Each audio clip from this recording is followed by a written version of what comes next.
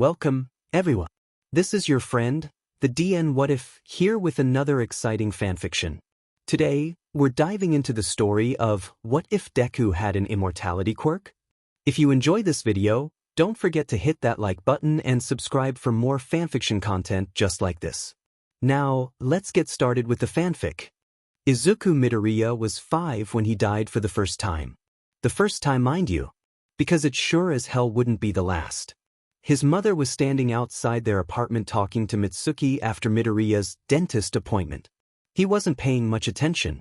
Bakugo wasn't with her today, and besides, he hadn't been very nice ever since he had gotten his quirk and Midoriya hadn't. Instead of listening to his mother talk, he decided to play with the red bouncy ball he had gotten from the dental office. Midoriya would throw it as hard as he could against the sidewalk and then fumble to catch it as it fell back down. He did this over and over and over again. It was just entertaining enough to keep his focus. This time he was trying to see if he could bounce it higher than the sapling in front of the building. He wound up getting ready to throw it, and with an internal Delaware smash, he chucked it down with all his might. The ball soared up, higher than even the tree. Midoriya grinned until he realized that the ball's trajectory had it now heading to the street. His eyes widened as he ran to the curb, determined to grab the ball back. As it rolled across the street, he chased after it, his only thought being that his mother would be so mad if he lost his new toy. She wouldn't be, of course. I have no idea why he thought that. But in his defense, he was only 5. The ball was only a few feet away. Izuku could almost reach it. He crouched down, hand outstretched, and flat. He didn't feel any pain, only a slight tingle across his whole body as he watched red leak out of his limp body. That probably shouldn't be happening, he thought. Then everything went black. And then he opened his eyes. It was a bit disorienting, to be honest. The last thing he remembered was a car and someone screaming. Had it been him? He couldn't remember. For the record, it was his mother. Don't blame her, though. She had just watched her son get run over and die after all. And then his mother was clutching his face, sobbing, and there was the car and Bakugo's mother and his red ball in the gutter across the street, and he thought that he remembered red, but he couldn't see any blood, and, "You're alive?" It was his quirk. After a huge mess and lots of tears, Midoriya couldn't help himself when he saw his mother crying, and a very strange conversation with the man who had been driving. Inko drove him to see a specialist across the city. This was probably because the pediatrician they had seen a year prior was clearly incompetent. And also a bit of a JRK. Who just outright crushes a kid's dream like that. But I digress. Could you perhaps elaborate a bit on how Izuku looked right after the incident? Inko sat up straighter and sniffled a bit. He wasn't moving, and so we rushed over and she sniffled again. There was blood everywhere, but when I got closer I realized that it was, well, shimmery. Shimmery? Inko nodded. As I watched, it started to turn kinda gold-colored. And then, it couldn't have been more than 5 minutes at the most, it started to almost flow back towards Izuku. It kinda collected on him, coating him. She paused and took a breath. And then it turned into this like gold dust? I want to say it looked almost like glitter. The doctor nodded, scribbling vigorously into his notebook. This was because the doctor was fascinated with quirks, and this one was the most interesting one he'd seen yet. Part of him wondered if he could write about this experience on his blog. And after a minute or two, the glitter exploded. And Izuku was fine. The doctor was still writing in his book, but he muttered, "Fascinating, absolutely fascinating." And with a loud clap, he finally closed the notebook. Well, that is most definitely the result of a late-formed quirk. And on top of that, I think this is perhaps the most interesting quirk I have ever heard of. Inko was a little taken aback at the doctor's outgoing response, but she sat up a bit straighter at the mention of a quirk. This is such a rare mutation, though. I've never heard of a quirk this interesting. But going by my knowledge of high-powered quirks, I'm nearly positive that there must be another aspect to it. The doctor turned to Izuku, lowering his head. "You said that it didn't hurt, huh?" His voice had taken on a lighter tone while speaking to the child. Midoriya shook his head vigorously, clucking a red bouncy ball to his chest. Lifting his head, the doctor continued talking to Inko. "That could be it. It's possible that he won't feel any pain for the rest of his life. However, that's not necessarily a good thing. It could mean that he'll have to be very careful with normal activities in order to not harm his body. We feel pain for a reason, and suppressing that can have unwanted consequences. Inko furrowed her eyebrows in response. It should be pretty easy to test though, he said cheerfully before turning to Midoriya again. The doctor then leaned forward and gave him a small pinch on his arm. That hurt at all? Midoriya shook his head. Izuku? I'm going to pinch you again a little harder, but stop me if it starts to hurt, K? Okay, Midoriya said. The doctor took his arm once more and gave a hard pinch. Midoriya didn't even flinch, even when the doctor sat back up and revealed his arm to be red and 2 distinct marks. Well, that just about proves it. Seems like his nerves have been altered because of his quirk. His brain will no longer register pain. However, feeling pain is crucial in daily life. It tells us to stop touching that hot pan, to not walk on our hurt leg and such. He'll have to be very careful to not harm himself, and once he does, to be very careful to not injure himself even more. The doctor was energetically scribbling in his notebook as he spoke, but he stopped when he saw Inko, wringing her hands nervously, eyebrows furrowed. It probably won't be that bad. He seems to have a healing aspect to his quirk if this morning was any indication, so we'll just have to wait and see. Did I have a quirk? Midoriya said tentatively after a moment of silence. You do. And it's a very interesting one. The doctor told him softly. Midoriya tilted his head thoughtfully, and after considering it for a moment his eyes lit up and he jumped to his feet yelling, I'm gonna be a hero. Inko looked like she was about to faint. The next day could be summed up in a list of things broken. 1 bathroom door, 1 blanket, 1 plate, and no less than 12 of Midoriya's bones. Oh, and poor Inko's eyes if the constant tears meant anything. It had started as Midoriya woke up. Rolling over, he yanked his blanket off and watched as it ripped straight down the middle until he was holding a strip of it in his hand. His sleepy brain took a moment to register what had happened. Maybe I should tell Mom. Standing up, he padded down the hallway calling to his mother. In the bathroom, Izuku, came the muffled reply. He stood in front of the bathroom door and knocked. Can I come? His voice cut off as he watched his fist connect with the door and then continue straight through until it finally stopped on the other side of the door, a large hole showing his mother as she dropped the mascara wand she had been holding in the sink. I ripped my blanket, Mom, he said, holding the strip of blanket in his opposite hand. There were splinters from the door all along his arm, blood dripping from it onto the towel Inko had given him, and the entire thing felt weird. Midoriya flexed his fingers experimentally and the weirdness intensified. For your information, the arm felt strange because it was broken in 6 different places in 4 different bones. But, what with a new quirk and all, Midoriya hardly realized there was anything wrong with it. Except for the splinters. There were lots of splinters. Which brings me back to my point. Inko was on the phone with the specialist from the day before setting up another appointment as Midoriya sat on the couch looking at his arm. We'll be over shortly. Inko hung up and looked up at Midoriya. Oh, sweetie, don't mess with it. Midoriya had taken to absent-mindedly poking at one of the splinters, watching as the wound dripped a bit more. Put the towel back on, dear.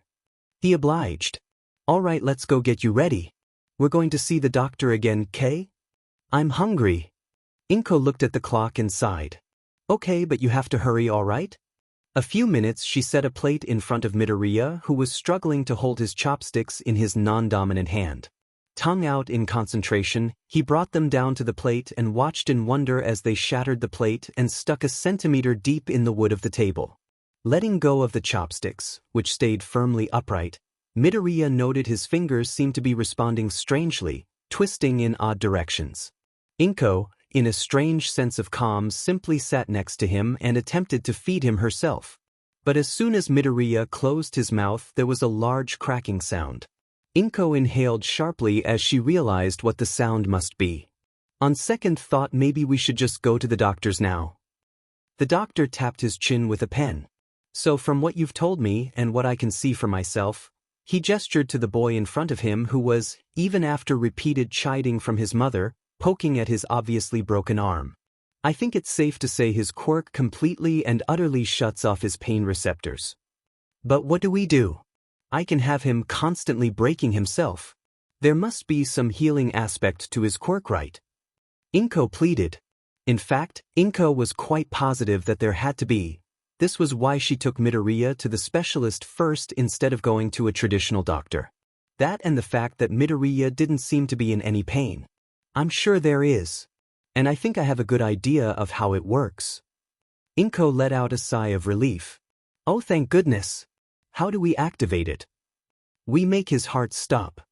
There were a few seconds of silence before Inko began to sputter.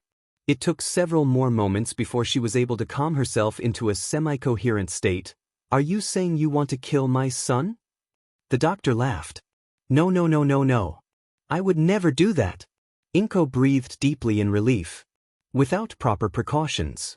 Inko stopped breathing. The doctor walked in a few minutes later with a woman at his shoulder. This is my friend Arai. Her quirk is revival. She can resurrect anyone within 30 minutes of death, but if my theory is correct, we shouldn't even need her. Inko made a sound like a choking duck. Is this really necessary? It's important that we find the exact parameters of Izuku's quirk so that we can better know how to control it. This is the safest way to do that. I suppose if it's for his own well-being. Brilliant. I'll get started right away. The doctor then pulled out a 3-inch-long knife and a grin that really shouldn't be on the face of anyone with a weapon in hand talking about killing a child. With that thought, Inko once again started to feel faint. That seems rather violent. You said his blood interacted strangely. I'd like to see it in person. And a gun would make far too much of a mess. This is the best way, believe me.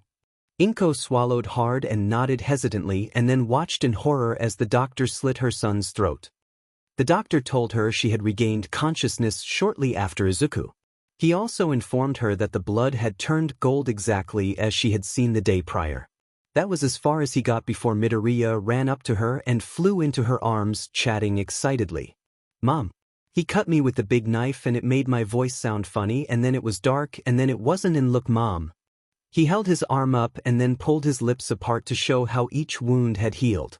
See, the blood is gone and it's not weird. And ma teeth or buter too. That's wonderful, sweetie. Inko exclaimed, feeling a bit overwhelmed. Seems my hypothesis was right. You see, quirks often have two parts to them, the actual quirk and the safety against them. For example, the pro-hero Endeavor. His actual quirk allows him to produce fire and the safety keeps him from burning himself. In the case of Izuku, his quirk is what I would like to dub adrenaline rush. In essence, his body is constantly producing a varied form of adrenaline which does two things.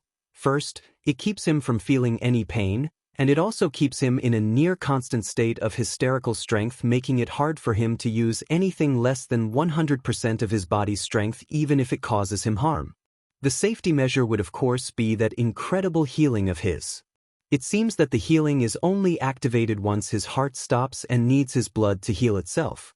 After about 5 minutes he comes back completely healed and fine.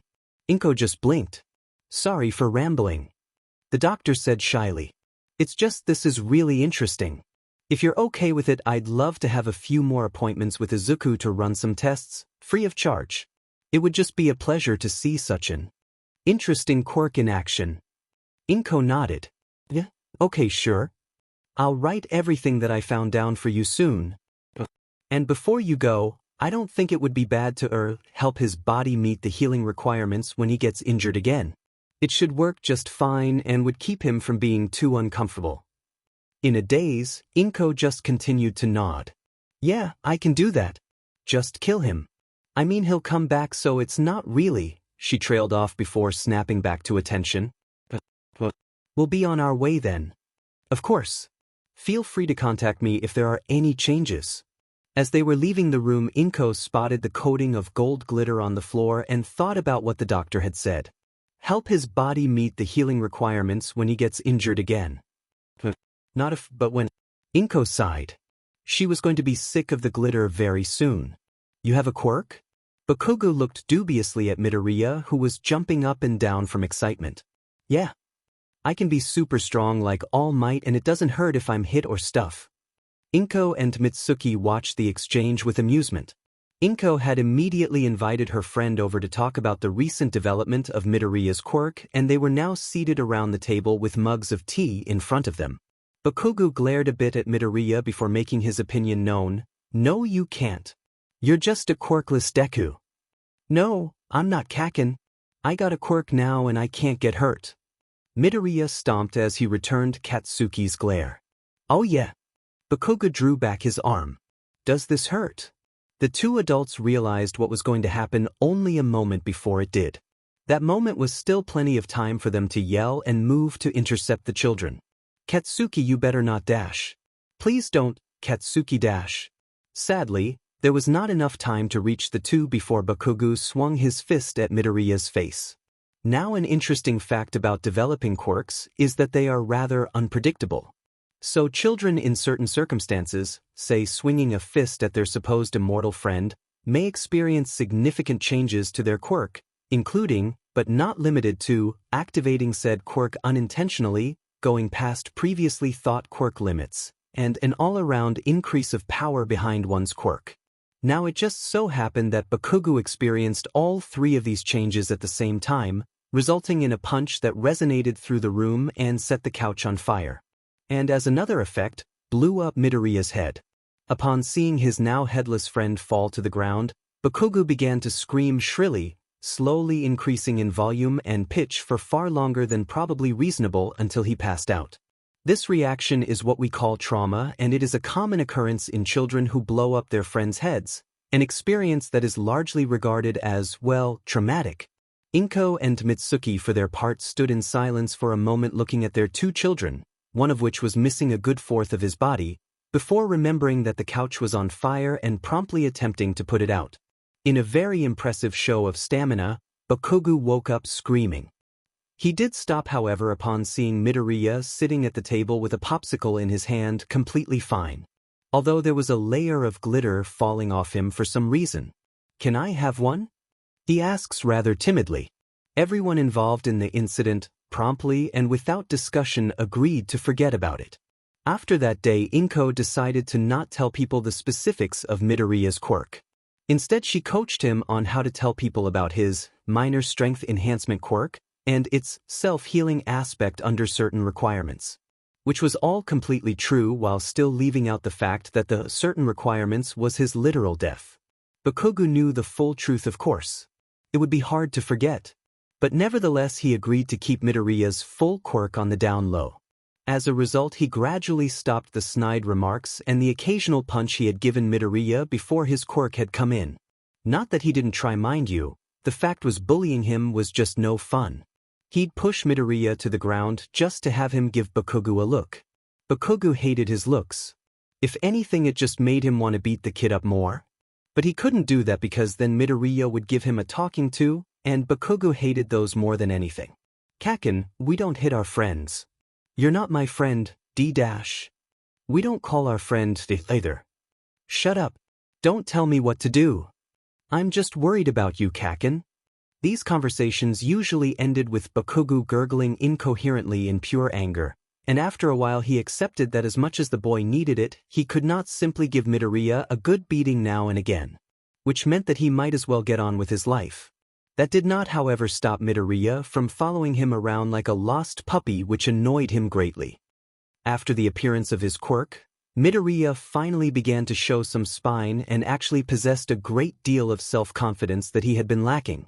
Part of this also might have been because he was, as far as the professionals knew, effectively immortal, which, considering his dream to become a hero, was pretty dang great. Because who had ever heard of a hero who couldn't die? He was going to be the best. Honestly, most of this confidence could probably be attributed to the modified adrenaline his body was constantly pumping into him. The adrenaline also had the added effect of making him ridiculously energetic all the time. Really, it was a good thing he and Bakugo were friends. Anyone else would collapse under the constant motion of the two. Midoriya also picked up a few anxious habits, or dare I say quirks, finger guns, because of the nature of his power. These were mainly small things like muttering constantly and tapping his feet at a near insane pace, but he also took up a few hobbies that satiated his need to do something. His favorite of these was parkour, which he quite regularly roped Bakugo into as well, usually with a declaration of his superiority, which was clearly not something Bakugo could ignore. He also began taking lessons at a nearby dojo. This part was on Bakugo's insistence as, and I quote, "If your quirk is gonna break everything, might as well learn how to aim so you break the villain." Midoriya had nearly cried at the offer to accompany him. In truth, the lessons had done wonder for his quirk control as he learned how much power to put behind each punch and kick. He stopped breaking things as often as he learned how to regulate the force behind his movements. This does not mean that he didn't break anything ever. Far from it.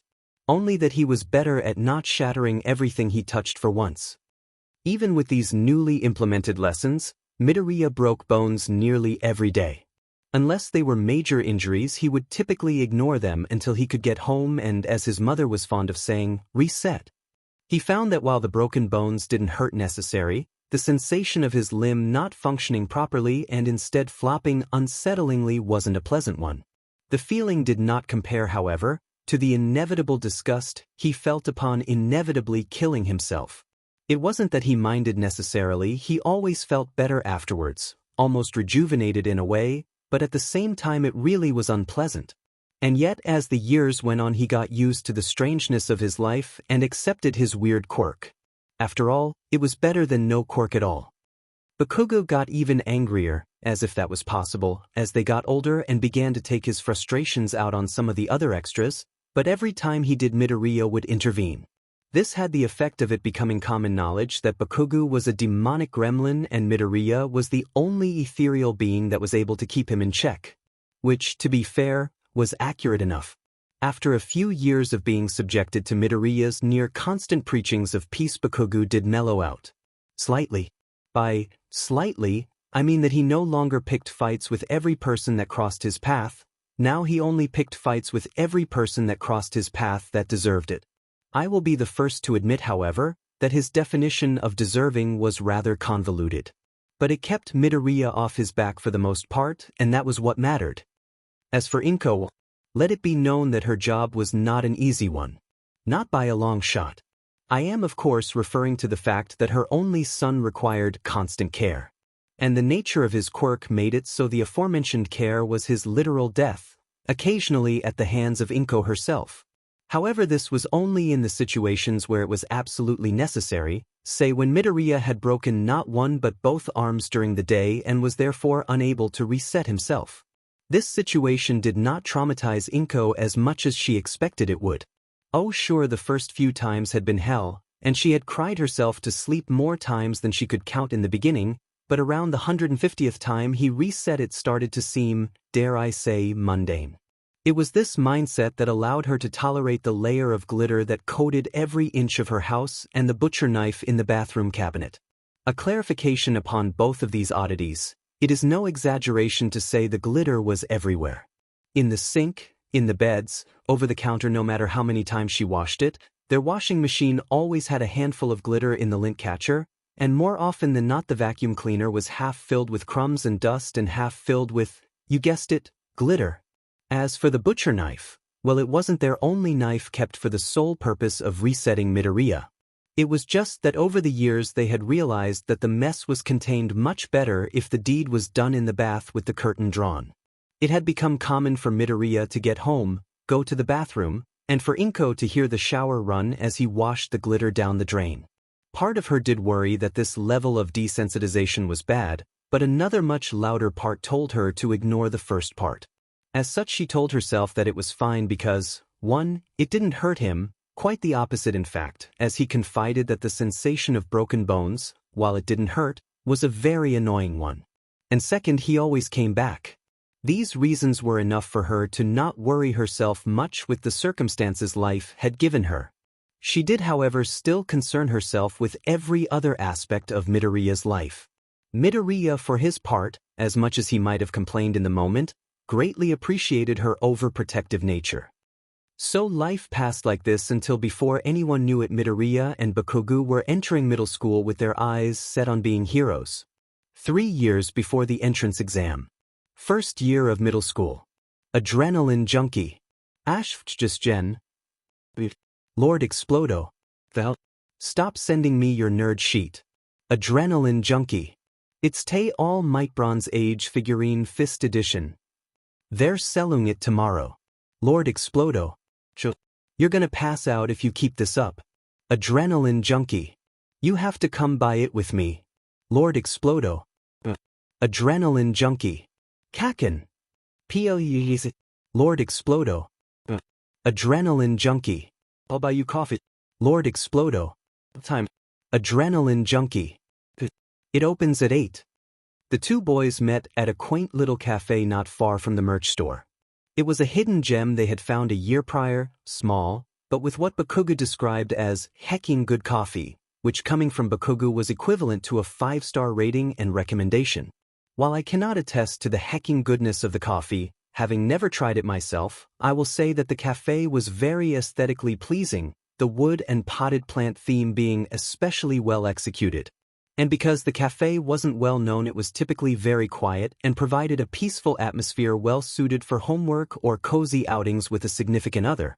As such, at 7:25 on that Saturday morning, the cafe was very tranquil. Its total of 5 occupants, if one was to include the barista and Midoriya, who had arrived early, were going about their business in the sleepy-like manner all Saturday mornings constituted. That tranquility, however, shattered the moment Bakugo walked in. He stomped over in his usual I'm better than extras manner and dropped heavily in the chair across from Midoriya. Midoriya, for his part, didn't even flinch as he finished the note he was scribbling in a notebook of his and slurped loudly at his Italian soda. "Hey, Kaken. You still stalking heroes?" he said without preamble. "No, I'm just analyzing them." "Not stalking," Midoriya replied sarcastically. "You can dress it up in your fancy words all you want, but I know the truth."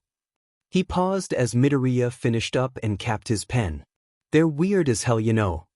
"Well, I haven't been yet, but I'm fairly certain hell is a whole lot weirder than my analysis." "Whatever you say, smartass," Bakugu said with an eye roll. Midoriya just chuckled at that. "What's so funny?" he sneered. "Nothing, just laughing at the humor of the boy whose sweat smells like caramel calling me weird. At least I don't constantly smell like BO like you, adrenaline junkie. No, you just blow up when you're hot. Perfectly normal. Well, I don't cough glitter every time I use my quirk like some kinda gay dash. Kaken, you're gay. Your point?" "My point is that analysis will be a good skill to have once I'm a hero." At that, Midoriya stood and made his way to the counter, continuing his conversation as Bakugu followed him. "Even if my quirk keeps me safe, it's still not great in a fight. I need to identify a villain's weakness to win." Bakugu snorted. "Not great in a fight. That's one way to put it." "Oh, shut up. I'm getting better at controlling it." "Oh, you are? I wasn't aware." He then turned to the barista, "Large iced coffee, 2 shots caramel." "Please," Midoriya added. The barista, a bored teenager who looked slightly out of place in all the comfy decor, simply rolled her eyes and turned to make the drink. "Care to tell me exactly how many bones you broke yesterday?" Bakugu continued as Midoriya counted out money for the drink. Midoriya blushed. "That doesn't count. Yesterday was an outlier and you know it." "Was it 3? It was 27. The two sat back down at the table after grabbing Bakugu's coffee, continuing their conversation with a vigor that drew the attention of the rest of the cafe. The rest of the cafe amounted to not much, mind you. There were only 3 other patrons, a man in his late 40s and a young couple that looked to be early 20s. That meant that aside from Bakugu and Midoriya, it was relatively quiet. Not that they seemed to care. It was an accident. "Aizu, I saw you trip over your own feet, shatter both arms trying to catch yourself, and then proceed to fall down 3 flights of stairs." He threw up his arms. "I don't know how to do that on purpose, for crying out loud. How the hell did you manage to do it by accident?" "I'm talented like that. Your only talent is ruining my clothes with all your blood." "Well, excuse me. I never asked for you to carry me home. You had bones showing. What was I supposed to do?" Midoriya scoffed. "My legs were fine. They were fractured in 6 different places. But not broken." At that moment, a man dressed in a black shirt, a black beanie, and a black coat that he stuffed his hands in, walked in and then up to the counter. I will be frank, he looked like the definition of sketchy. Heck, the bulge in his pocket was so clearly a knife that you would have to have led a completely knife-free life to not recognize it. And since knife-free life did not describe either of them in the slightest, what with Midoriya's condition, you would think they would notice, but they were too invested in their conversation to pay him any heed. That or they just didn't care, which I cannot rule out. Your arms were dust from trying to catch yourself. Under his breath, he whispered, "Getting better my butt." Midoriya caught it. It's reflex, okay? It's really difficult to control all. It's like tiptoeing constantly. You can do it, but it's easy to forget if you're focused on something else. It was during his explanation that the sketchy man drew a knife and shook it at the barista. Money in the bag. Now. The three customers stared in shock, first at the robber, and then at the two boys who continued talking and tuned out the situation behind them.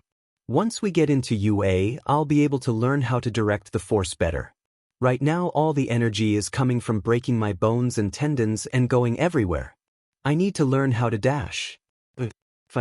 I get it. The barista looked at them and rolled her eyes once more. She was surprisingly unfazed as she slowly shoveled money into the bag. I can only conclude that this calmness came from a frightening mixture of teenage angst and the laissez-faire attitude that one acquires after working in customer service for minimum wage, although I have no real proof for this. I swear we've had this conversation a dozen times dash. And yet you fail to grasp the severity of my situation. The robber stared at them. Will you two shut up? Bakugo sipped his coffee, ignoring the man. There's not enough caffeine for me to deal with you today. Only a wimp would need caffeine to wake up. Not all of us are spastic junkies like you. Well, he was cut off as the robber, who, having had quite enough of these two idiots, decided to take matters into his own hands and grabbed the back of Midoriya's collar. He yanked him out of his seat and pressed the knife to his neck. Said, "Shut up." It was like a flip had switched. The two went from being absolutely careless to having a slight care. That care having come about only once there was a literal knife to Midoriya's throat. Midoriya screamed and reached his arm out, straining, "Kaken!" Bakugo's eyes blew wide. He dove wildly across the table, his fingertips almost there but just slightly too short. But at the last second his hand wrapped around the Italian soda that was teetering from the activity and threatened to spill across Midoriya's notebook. The two boys let out identical sighs of relief. Because yes, of course, they were worried about the soda. They were both aware of how Midoriya was in no real danger. The notes, however, those couldn't come back to life. This would be obvious to those who knew the two and Midoriya's blatant disregard for his life. However, the robber did not know the two and as such just watched the situation in complete and utter confusion. Which, considering the circumstances, was a reasonable reaction. Gosh darn it, you almost spilled my soda. I have a knife to your throat. Yeah, I'm well aware. The robber just sputtered bewilderedly. It took him several moments to regain his composure. Kid, he said to Bakugo. Hands in the air or your friend gets it. Oh yes please. And the beach. Kaken. Midoriya gasped exaggeratedly in mock hurt. You wound me. That's what you get for ruining my sweatshirt. I said I was sorry. I don't think you understand. The robber pressed the knife into Midoriya's neck, cutting him off from his argument. I will kill him. He'd deserve it. The robber, an unsatisfied grocer employee when he wasn't robbing cafes, was in a state of delirious bewilderment. This was quite possibly the weirdest situation he'd ever been in, even beating the Lizard Cheerios incident of last month, but we don't speak of that.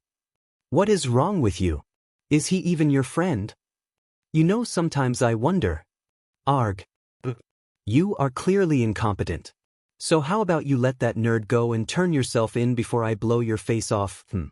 Kaken, you better not dash. Midoriya spoke even against the knife, causing it to graze his neck and drip blood onto the hand of his captor. His captor, for all his many faults, was also quite squeamish at the sight of blood. This was rather unfortunate considering he was attempting, I say attempting as it's clear he was very bad at it, to rob a small cafe with a knife. I am of the opinion that he should have tried some non-blood crimes if he had wanted money. My go-to suggestion would be embezzlement, difficult to get away with, yes, but surprisingly blood-free for those villains who may be squeamish. Regardless of what he should have done, the fact was that our hemophobic criminal was now painfully aware that there was blood in between his fingers. There was a high-pitched squeal as the robber let go of Midoriya and simply stared at the blood. He swooned, he shook, and he fainted. What? That was rather anticlimactic, Midoriya said as he coughed and rubbed at his bloody neck. Lend me your scarf, would you? Bakugo obliged and Midoriya wrapped the material around his wound. There goes more of my wardrobe to your blood, Bakugo grumbled. We should probably call the cops, huh? Midoriya said, dodging the statement. The barista, who up until that moment had been quiet, spoke. Called them ages ago. She popped her gum. Well, that works, I guess. Midoriya said before he jerked back to face Bakugo. Crap. What time is it? He then proceeded to pull out his phone and find out for himself. No. We're late. Oh no. How tragic. Come on. Let's go, let's go, let's go. He bounced in place as Bakugo gathered up his coat. Fini. But you owe me. I bought you coffee. Yeah, and it nearly got you killed. What's new? And thus the two left, arguing all the way, leaving behind 3 confused customers, an unconscious body, and an exasperated barista attempting to explain the robbery to a pair of cops. 2 years before the entrance exam. Midoriya's front door slammed open with a vigor that seemed to shake the entire apartment complex. Midoriya, who had been in the process of putting on some red sneakers, watched as Bakugo rushed in and proceeded to shut and lock the door behind him. What did you do? Nothing? Bakugo couldn't sound more guilty if he tried. Midoriya simply crossed his arms. Aha.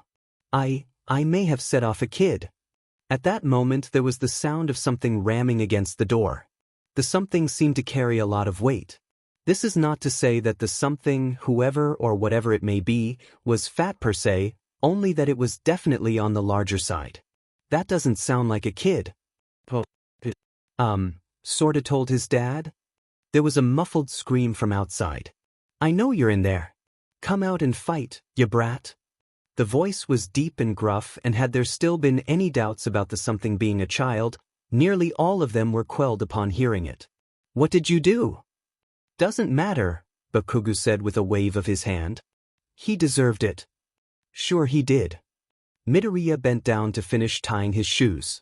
Why did you come here though? Your house was closer. He stood. Fair enough. You're welcome to hide out here if you want. I'm going to go for a jog. Wait, don't go out there, Bakugo said frantically as he grabbed the back of Midoriya's shirt. Kak and I didn't beat up this man's kid. I'll be fine. He turned the knob. The door opened to reveal an 8'5" tall slab of muscle blocking his way. Now I realize that some of you may struggle to imagine what this height entails, and as such, many not grasp the absolute terror such a man emits. For this reason, I will liken him to an 8-foot-tall tree, something I am sure many of you have experienced at some point in your life. As for how terrifying he was, please for a moment imagine you have a deathly fear of trees. The fear the two boys felt upon seeing the man was the same as the fear one might feel in the presence of a horrifying 8-foot-tall tree. The man's quirk caused him to have rough green skin. At the risk of sounding quirkist, I would describe him as an ogre, a jacked Shrek if you will. With horns. You can see how this would be rather unsettling, I'm sure. Especially when you take into account that from the man's expression it was clear he was unable to differentiate between the brat who beat up his son and Midoriya. The door closed. Midoriya turned on his heels. Upon further consideration, I have decided to cancel my jog. There was another loud bang on the door. Come die, you little sheet. I'd rather not. Thanks. Bakugo shouted back. This garnered a ferocious growl from the man who did not seem to be a fan of Bakugo's cheek. Midoriya, upon hearing the growls, turned to Bakugo. Good golly, what did you do to tick off the Hulk? The Hulk's son actually. He clarified. Midoriya waved his arms in the air. Regardless, there is a literal giant outside my door. Yeah. That's why I'm staying here. Going out would most likely result in pain, which is something I try to avoid. Midoriya scoffed. Wimp. I regularly break bones and you don't hear me complaining. Bakugu's face lit up. What's that face for? What face? This is a normal face. Midoriya took a step back. Nope. I know that face. That's your scheming face. I don't have a scheming face. You do, and that's it. Bakugu rolled his eyes. I just had an idea, that's all. Do I want to know? Well, I can feel pain. But you can't. Bakugu grinned. Kaken, I swear dash. He was cut off as Bakugu sprung forward, and after a moment of the two wrestling, Midoriya found himself shoved unceremoniously out the door. Even after hearing the distinct sound of the lock, he struggled with the door handle for a moment. Kaken, you jerk. I am not going to play sacrifice to your mistakes. Thanks, Aizu. I owe ya. Bakugu's muffled voice called from inside. There was a low growl behind Midoriya. Slowly the boy turned around to face the monster of a man in front of him. Gee, good morning. I don't suppose we can talk this out. The growling got louder. Midoriya sighed. Yeah, I didn't think so. Bakugu stood near the door, patiently waiting. There was the sound of a scuffle outside, yet he stayed, hands clasped together until the noise died down. After a moment of silence, there was the sound of Midoriya banging on the door. Let me in, Kaken. Is he gone? He will be as soon as he wakes up.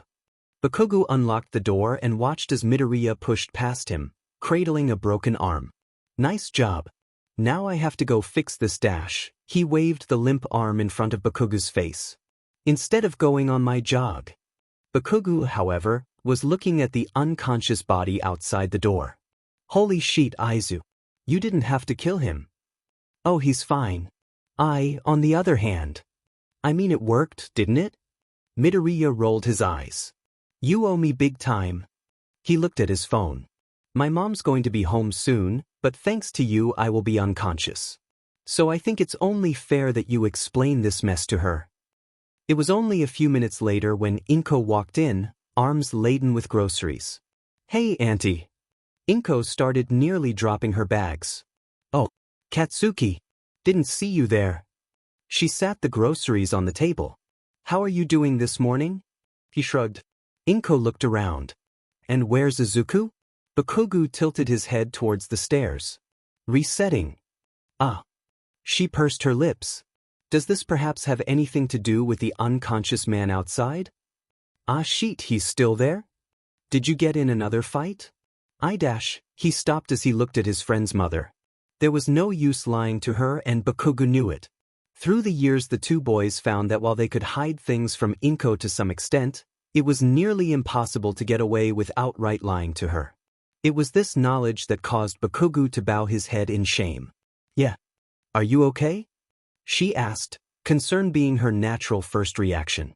Bakugu merely waved a hand and nodded. Aizu took care of it.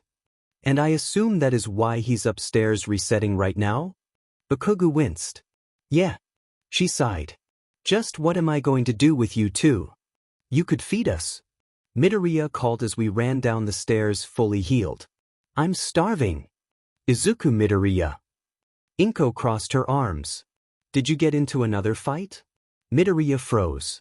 It was his fault. He pointed at Bakugu, who looked incredibly offended at the totally accurate acquisition. Izuku, you can't just get into fights with grown men. I'd say he can by the looks of it, Bakugu muttered.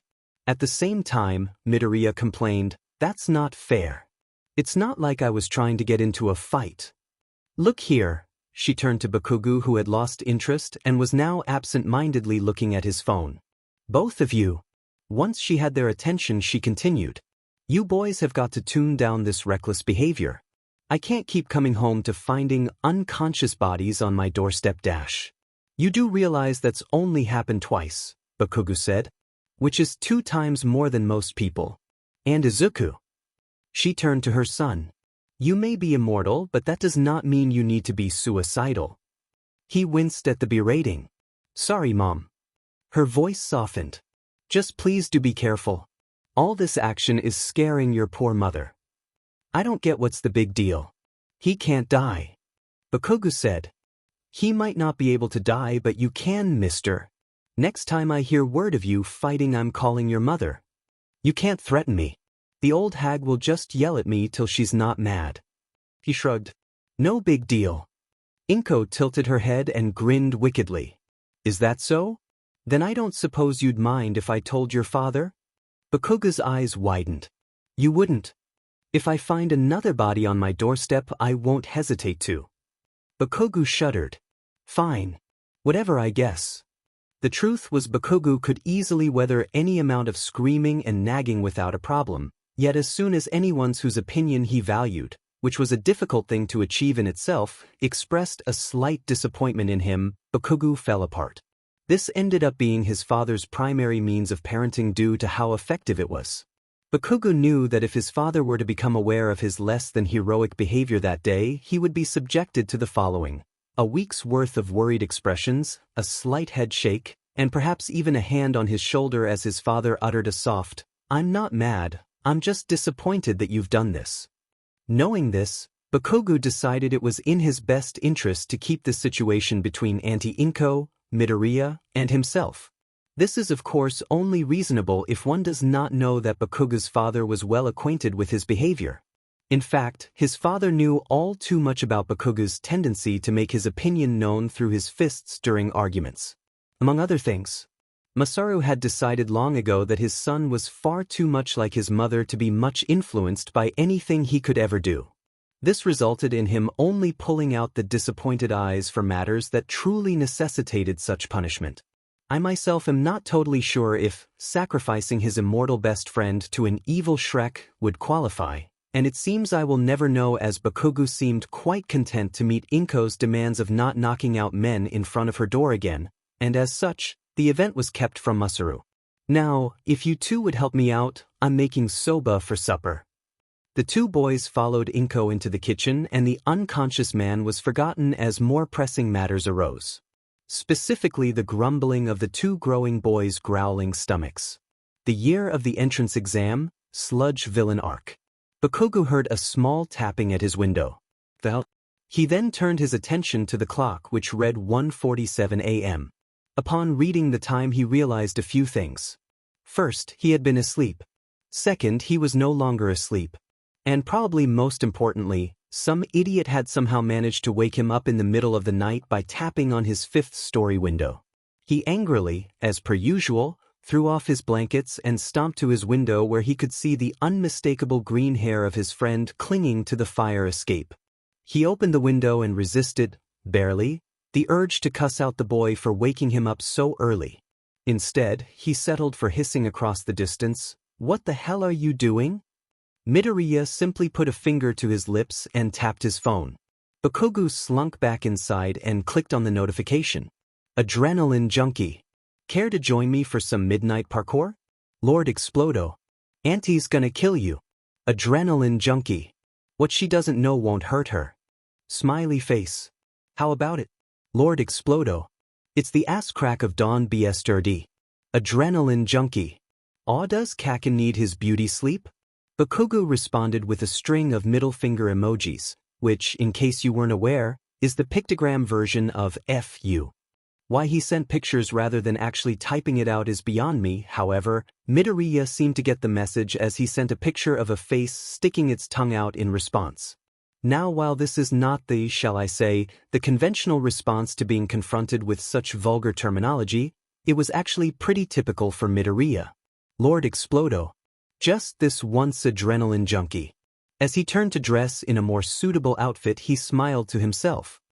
The next day, Midoriya was acting more energetic than typical as they walked to school. He skipped around Bakugo, jumped up and down, and generally acted like a complete oddity for the Wednesday morning. Bakugo yawned and sipped his coffee. Gosh, Kakin, you look like crap. Bakugo glared at him and pointed an accusatory finger. Whose fault is that? Ah, you totally enjoyed parkouring. I'd have enjoyed it more if it wasn't on a school night. Next time we'll do it on the weekend. There won't be a next time, junkie. Whatever you say, Kakin. Midoriya teased before running out of the way of the expected fist. He did a cartwheel while he waited for Bakugo to catch back up. Bakugo just rolled his eyes at this. Show off. Me? Never. What's got you so worked up anyway? Don't play dumb. You've been like 5x more spastic this last week. Well, you know me, adrenaline rush and all. Bakugo sighed exasperatedly. Just spill it already. Midoriya absent-mindedly scratched the back of his head. It's just all the talk about careers and the future at school got me thinking. Bakugo spun and grasped Midoriya's collar. You ain't backing out, are you? You have to become a hero so I can beat you once and for all. Chill. I'm still gonna be a hero. Oh. Bakugo dropped his friend. So then what's the problem? Well, I'm going to have to pass the UA entrance exam to get in, and as useful as this quirk is, that's gonna be tricky. So I guess I'm just worried about not being strong enough. Hence the midnight parkour. Bakugo scoffed. They'd have to be idiots to not let you in. You're gonna be a hero one way or another, just depends on whether or not we have to threaten them or not. Kaken, we can't threaten them. Why not? You got all those stalker notes, I'm sure there's some stellar blackmail material in there. That's not the point. Why even have stalker notes if you aren't gonna blackmail people? We've been through this before. I know, Bakugo said. Guess you'll just have to get stronger, huh? Yeah. Midoriya sighed. I wish there was a way I could spontaneously develop a strength quirk before the exam. Bakugo laughed. While we're dreaming, I want All Might to autograph my shirt. Like he'll ever touch that sweaty rag of yours. I'd have better clothes if you didn't get blood all over them. Wouldn't fix that sweating problem of yours. It's my quirk, you bisuri. Bakugo growled at his friend and began to chase him. They ran like this all the way to the school, Bakugo shouting cusses while Midoriya laughed at him. Let's go. What's taking you so long? Bakugo complained as Midoriya packed up his books at the end of class. Go on without me, Mr. Shibata wants to talk to me. Bakugo looked up at their teacher who was talking to a different student at the front of the class. Upon confirming he was out of earshot, he turned to whisper to Midoriya. The hell does that quirkist beat want with you? He hissed. Though I am not typically a fan of Bakugo's colorful language, I will agree that quirkist BSRD is an apt description for Shibata. He was a 35-year-old single man who had been teaching for the last 10 years of his life. All 10 had reflected poorly on his character, however, an uncle of his with power in the school board ensured his position. As for his permanent single status, it was entirely his own fault. The man seemed to value powerful quirks over any personality, unfortunate considering his quirk allowed him to change the texture of his skin, which, by all definitions, is a lame quirk. This quirkist judgment transferred over to his class and caused him to be extremely lenient to those with hero quirks, and far less gracious to those without. From this, Midoriya had pointed out several times in the past that Bakugo was seemingly immune to detention because of their teacher's poor morals. A fact Bakugo had been happy to take advantage of by regularly getting into fights, something Midoriya had chided him repeatedly for. I don't know what he wants. I swear if he gives you shit about wanting to be a hero, I'll dash. It's fine, Kaken. I'll see you later. Bakugo ignored the invitation to leave. Midoriya was clearly anxious about the situation, knowing full well the meeting would be about his application to UA. Hey, wanna meet at my house after? We can watch that All Might movie you like so much. Bakugo wasn't the best at cheering people up, he didn't do cheerful, so he typically banked on the knowledge that Midoriya had an unnatural love for All Might. This line of thinking had worked well over the years, and Bakugo was confident it would continue to do so for the years to come. Midoriya smiled slightly. Sure. I'll walk down after I'm done here. You sure you don't want me to wait for you? I'll be fine. With that, Bakugo turned and left, and Midoriya found himself alone in the room with Mr. Shibata. He took a deep breath. See, Midoriya, I called you here to discuss your future. You have here written that you want to be a hero and train at UA. The teacher held up a sheet the students had filled out a few days prior. Yup. Midoriya's foot tapped anxiously. Mr. Shibata sighed. I think it's time you start thinking less about what you want to do and more about what you can do. It's simply not practical for you to become a hero, I dash. Why not? Midoriya interrupted, finding himself growing upset. What? Sorry. Why can't I? I'm fit enough, I have the grades, and I know I have the drive, so why can't I become a hero? Midoriya, please. He sounded exasperated. Don't make this harder than it is. Your quirk is just not fit to be a hero. I read your file, you would get one hit in before you break yourself and become completely useless. It's just not feasible. Well, then I'll have to make that one. Hit count. Midoriya, please be reasonable. The boy stood up. If that is all, I'll be leaving now. Midoriya, I am trying to help you here. Well, I don't need your help to become a hero, thanks. I'm doing fine on my own. You're weak. Your quirk is useless, you won't last a week. This is a perfect example of what not to say to a student when discussing their dream career. Future teachers take notes.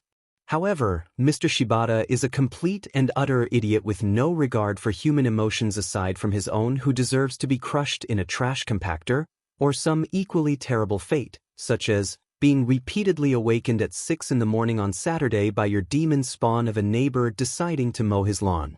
But I digress. Midoriya, the poor boy, ran out of the room, bag clutched in his arms before the man could see the tears gathering in his eyes. It was only after he got a few blocks away from the school that it dawned on him. He'd just gotten into an argument with a teacher, and said teacher had told him he was useless and couldn't become a hero. That thought made Midoriya feel slightly better about yelling at him. He was walking through an underpass when he heard a sound behind him. His reasoning for taking the route had been that it would be the fastest way to get to Bakuga's house. However, he would have most likely avoided it if he had known that taking it would result in him getting suffocated by mud. The experience was an unpleasant one. Specifically, Midoriya was not thrilled at the taste of the slime slipping through his teeth. Midoriya said. I do not know what he was trying to say, but I can infer it was something along the lines of, Hubby, please stop forcing yourself into my mouth. Or perhaps, knowing him, just as sarcastic, this day could not get better. Just when Midoriya's vision started to go black, a huge punch came out of nowhere and blew the villain apart. The punch was not an ordinary punch, mind you. You might even say it was extraordinary. This was because All Might had been the puncher and he was widely regarded as a very good puncher. I am inclined to agree with this, as the punch managed to blow the villain apart and still left Midoriya completely unscathed. Although honestly, I doubt he'd mind if he was punched by All Might. Being the fanboy he is, I am of the opinion he would treasure the moment as much as any autograph. Midoriya, forgetting that there was goo in both his mouth and lungs, attempted to acknowledge the hero who had just saved him. This did not go as planned and he ended up just hacking for several minutes. All Might quickly gathered the villain into 2 large bottles and then proceeded to stand by watching as Midoriya tried his hardest to upchuck a lung. Once he managed to get himself under control, he stood shakily and uttered a breathless, All Might. Hello, young boy. I apologize for the disturbance. Are you all right? Yup. Midoriya squeaked. Totally peachy. All Might, mistaking his fanboy panic for just panic of the I just nearly died variety, bent down to examine him. Are you positive? Midoriya nodded. Well, if you're sure. I hate to leave so soon, but I'm afraid I'm on a rather tight schedule. He bent his knees and prepared to take off. Wait, I wanted to ask you something. ING. The end of Midoriya's very rushed sentence was lost to the wind as he took to the air, hanging on All Might's leg. All Might seemed slightly disturbed at the fact that this seemingly suicidal boy was now clinging to his leg hundreds of feet in the air.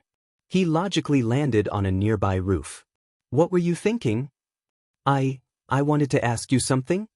Midoriya repeated rather pathetically. Look kid, I really need to go dash. Can I be a hero with a useless quirk?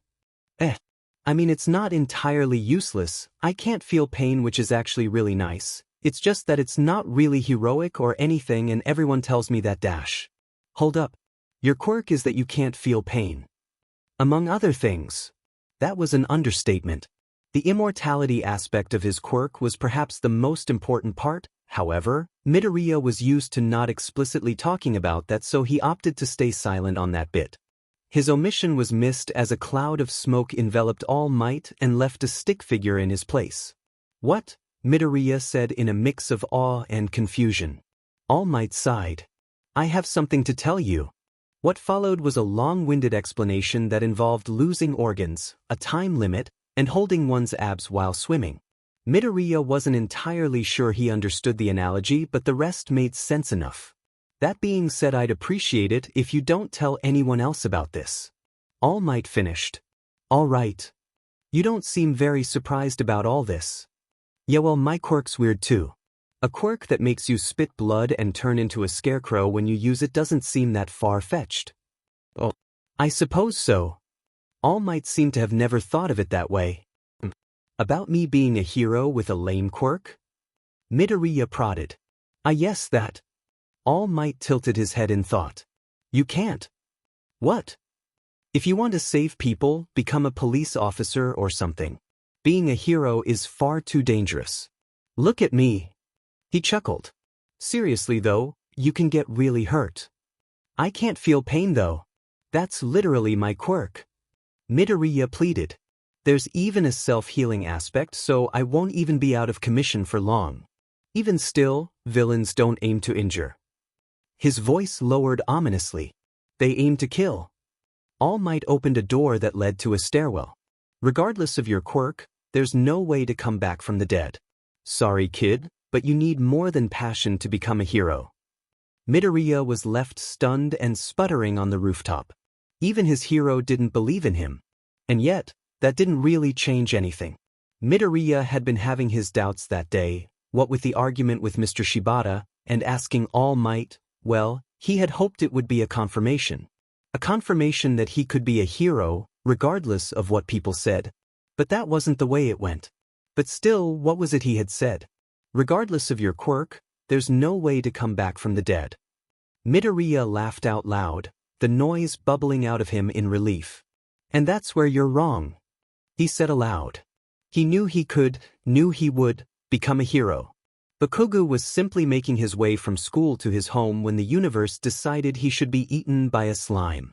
Bakugo was not a fan of this decision, something he made very clear by him screaming loudly in anger and attempting to blow up the villain. This did not cause the villain to let him go, but it did succeed in drawing a crowd who called in the heroes. Although typically that would be a good thing, the heroes that came were very clearly not fit for the situation and honestly probably should have stayed at their agencies and waited for a crime that was more suited to their specific talents. All this meant that there were multiple witnesses, much to his embarrassment, as Bakugo unsuccessfully exploded. Internally, Bakugo was blaming Midoriya for this situation. He had no reason to do this, albeit that he always internally blamed someone for all his problems, and it was simply a coincidence that this was slightly Midoriya's fault. I say that quite loosely, it was only his fault in that he had accidentally caused All Might to drop the villain while he clung to his leg. Mostly it was the villain himself who was to blame. Really, Bakugo should be blaming the sludge villain for attacking him, not Midoriya for causing him to be in the area he was when he got attacked. Which was kind of funny if you think about it. He was subconsciously blaming his friend, who was sort of at fault, but not for the reason he thought. But I am getting sidetracked when really I should be covering the fact that Bakugo was quite literally dying. Luckily, before he snuffed it, he caught sight of a familiar bag soaring through the air and into the villain. Unfortunately, because at that moment Bakugo himself was in the villain, the bag also hit his face. Let go of him. Midoriya yelled. You again? Effing brat.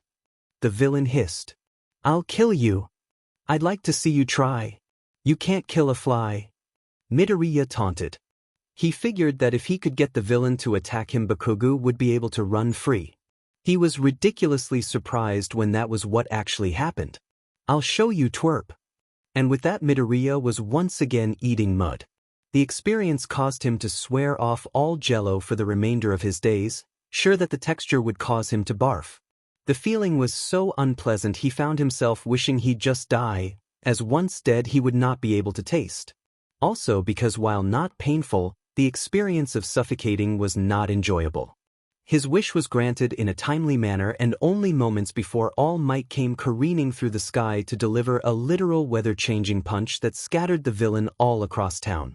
This left Bakugo in the awkward situation of trying to hide his friend's corpse from the heroes.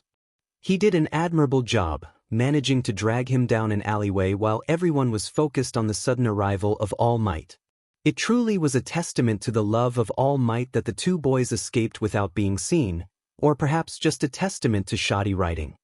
Midoriya awoke to a slap across the face. "Hi, Kaken." He coughed, having inhaled some glitter. "Well then, I suppose I can check suffocation off my suicide bucket list." Bakugo chose to ignore that last little bit. "Sure, took your sweet time. My bad, I'll try to resurrect myself faster next time." "You better. Now let's get out of here. I bet all the heroes are trying to find us. They don't know where we are?" It was that, or I explained to the officer how, "My friend isn't dead, he's just sleeping." Bakugo raised an eyebrow at Midoriya. "Can't see that going over so well." "Alright, fair enough." Midoriya stood and brushed the glitter off his jeans. With a skip and a hop he jumped onto a dumpster and jumped once more to grasp the bottom of a fire escape, which he proceeded to climb like some freak hybrid of a monkey and a spider. Now that I think about it, he could just be compared to a normal spider monkey, a very real thing I try to avoid thinking about most of the time. "Well, you coming or not?" he called down once he reached the top of the building. Bakugo rolled his eyes. "You're so extra, you know that, right?" he said before moving to follow in his friend's lead. "That's why you love me." The two had slowed their pace once they neared Bakugo's house and stopped for a moment on a rooftop not far from his apartment complex to catch their breath. "So, we still on for that movie?" "Aizu. I almost died." Midoriya rolled his eyes. "Clearly you're not trying hard enough, I did. You always die. I am pretty impressive like that, aren't I?" Bakugo snorted. "You have a way of making traumatic situations seem pretty ordinary." At that moment a man crashed down in front of them, having just flown through the sky to land on the roof. The man was All Might, of course, just barely holding onto his form. "I am here to talk to you." "All Might?" the boys exclaimed at the same time. "How did you get away from the reporters?" Midoriya asked. "Not a problem for me. Besides, they were quite distracted looking for you too." All Might shook a finger at them. "Naughty, naughty, all that sneaking around had the heroes worried." There was a veil of smoke starting to pour from his body. "But enough of that, I wanted to speak to you, Midoriya." "Okay." He made no move to leave. "Alone, please. I'll just tell Kaken whatever you tell me." "What? Couldn't you dash?" All Might transformed. "Well, sheet." He sighed. "F." Bakugo exclaimed. It took several minutes to get Bakugo caught up on the whole situation. "Sue, is this, like, a well-known thing?" "Not in the slightest. In fact, aside from a handful of close friends, you two are the only ones that know." "Wow. You kinda SCK at keeping this a secret," Bakugo said, unamused. All Might simply coughed a bit of blood in way of a response. "Anyways, what did you want to tell Izuku?" "Are you sure I can't convince you to leave?" "Not a chance," Bakugo said, crossing his arms. All Might sighed. "Well, in that case, let me tell you too about a little thing called One for All." "And you want me to inherit this quirk?" "That is the plan, yes." Are you sure you want to do this?" "I told you, my quirk is really not suited for being a hero. And I mean, you don't really know me that well. We only had like one conversation and it was kinda rushed. Almost like the whole conversation was being written by an author who just really wanted to get to the next scene and was banking on the fact that most of the readers knew the extent of the situation already. This is in fact exactly what happened. However, Bakugo and All Might chose to ignore this insight as neither of them had a good grasp on the concept of the fourth wall. "He'll do it." Bakugo interrupted the insistent mutterings. Midoriya snapped out of his mutter trance to elbow Bakugo. "Hey, that's not exactly your choice to make. You better take it. This on top of your shitty quirk will guarantee that you'll make it into the hero course." Bakugo pounded a fist into his hand. "Then when I beat you, I'll prove to everyone that I'm the best." "Ah, of course, you have an ulterior motive." Midoriya rolled his eyes. All Might coughed. "He does have a valid point. What do you say?" "Of course. This is like a dream come true. I'd love to take on your quirk, if you're sure about this, that is." Believe me when I say that I think you will be perfect. That's still not totally sure why you think so, Midoriya muttered. All Might ignored him. You will, however, have to train your body to be able to take the strength that comes with One for All. If you don't, then your limbs could potentially explode. He chuckled. You can see how that would be a problem, I'm sure. Now had All Might fully understood Midoriya's quirk, he would have realized that this was actually not much of a problem. The two boys had made this connection and did not laugh at the joke. You didn't tell him? Bakugo glared at Midoriya, who in turn threw his hands in the air. Well, I didn't know he was going to make me his freaking successor. It's always been a secret, why would I tell him? I dunno, 'cause he's your idol? You have to tell him now. Shut up. I was going to. All Might seemed at a loss for words. What? We need a minute, Bakugo said with finality as he grabbed Midoriya's wrist and dragged him a few paces away. Hey! Midoriya shouted. So let me get this straight. Bakugo hissed, his back to All Might. Some guy who claims to be All Might is offering to make you his successor on the basis that you're more suicidal than pig taunting a tiger dash. The heck is that analogy? Shut up. The point stands. Well, I'm fairly certain he is All Might. I don't know many other people who can make it rain from a single punch. He could be, like, a shapeshifter pretending to be All Might, and the real All Might is still with the reporters or something. Midoriya simply stared at Bakugo in response. Or something like that. Bakugo finished lamely. Okay, so I seriously doubt that's the case dash. Well, the only other option is that the number 1 FING hero wants to give you his quirk. So sorry if I find it hard to believe that anyone would want you as a student. He crossed his arms. I don't understand. You seemed really eager for me to get his quirk a few minutes ago. Yeah, well, that was before I learned that he didn't know about your quirk, 'cause that means he looked at you recklessly throwing yourself into dangerous situations and thought, this kid would make a great successor. And that's just stupid. Midoriya opened his mouth to argue. Midoriya closed it and thought about Bakugo's words. Point. Sides, he said it makes you explode? Come on, Izuku, do you really need more ways to break yourself? Like you're one to talk, Mr. Explodo. Bakugo rolled his eyes. Regardless. You are going to tell him? Yeah. But first, Midoriya looked at Bakugo, all humor gone from his face. Do you really think I should do this? You FNG better. This is the chance of a lifetime nerd. Midoriya smiled. And you're going to need all the help you can get if you keep getting into trouble. You sound like my mother, Midoriya grumbled. And I don't get into that much trouble. We both know that's a major lie. Bakugo turned around and walked back to All Might. Midoriya followed suit. All right, Junkie, tell him. Midoriya took a deep breath. All Might, I have something I need to tell you. Okay. So, my quirk. It's weird? I'm not totally sure how to explain this. Bakugo growled. Just show him, idiot. Show me what? All Might questioned, growing more confused by the second. I can't do that. Why the hell not? 'Cause it's dash. Midoriya struggled to explain himself. It's disturbing. Bakugo rolled his eyes. Get over it. You'll have to show him at some point if you take him up on his offer. Fine. Midoriya slung his bag off his shoulder and pointed at Bakugo. But you're gonna have to explain it to him. I don't understand. What are you doing, Midoriya? All Might questioned.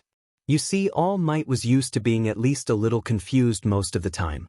This was because for all extents and purposes he was not the brightest bulb on the Christmas tree and as such rarely understood what was happening. Mostly he just waited for people to scream and then punched stuff. Somehow this method had ended up working out pretty good for him thus far and even resulted in him becoming the number 1 hero. However, this situation had him more confused than ever. Sure, he had chosen a successor on the basis that Midoriya seemed to be hero material, a conclusion he had come to upon seeing the boy throw himself into a very dangerous situation, but the two boys were making him feel incredibly out of the loop. Sorry for lying to you, All Might, but this is my quirk. And with that, Midoriya took a deep breath before running the short length of the roof and jumping. To elaborate, he quite literally swan dived off the roof headfirst in an impressive display of athleticism and a complete disregard for personal safety. All Might for his part stood completely still, refusing to believe that anyone was that, well, suicidal. He quite honestly believed that Midoriya was going to fly or demonstrate something equally epic as his true quirk. Don't blame him for thinking so, he had very little context for the situation, and as such the boy flying seemed reasonable enough.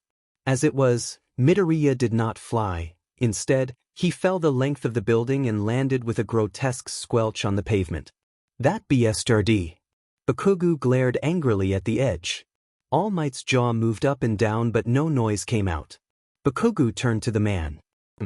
All Might, sir? So, don't panic but dash. Is he dead? Well, Bakugo seemed to be a bit panicky himself. I mean, kinda? He'll be fine.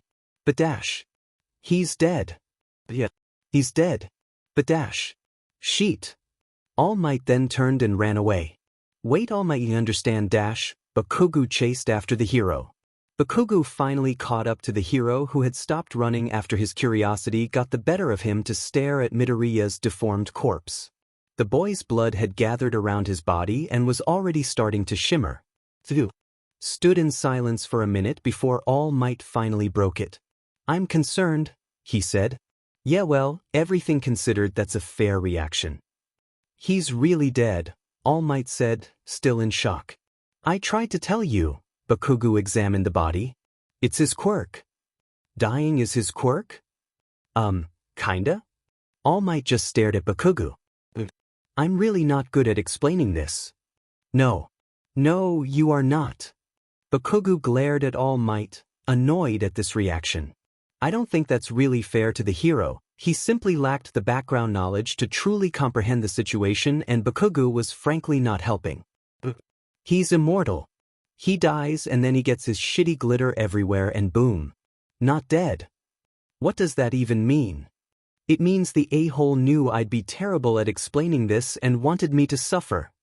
You know, somehow I doubt that was his intention. That was definitely his intention. He just likes to see me fail. Will you please just explain what's happening, dash? At that moment Midoriya did indeed explode in a cloud of glitter. I'm back. All Might screeched. Sorry for keeping that from you, All Might, Midoriya said as he stood. But there you go.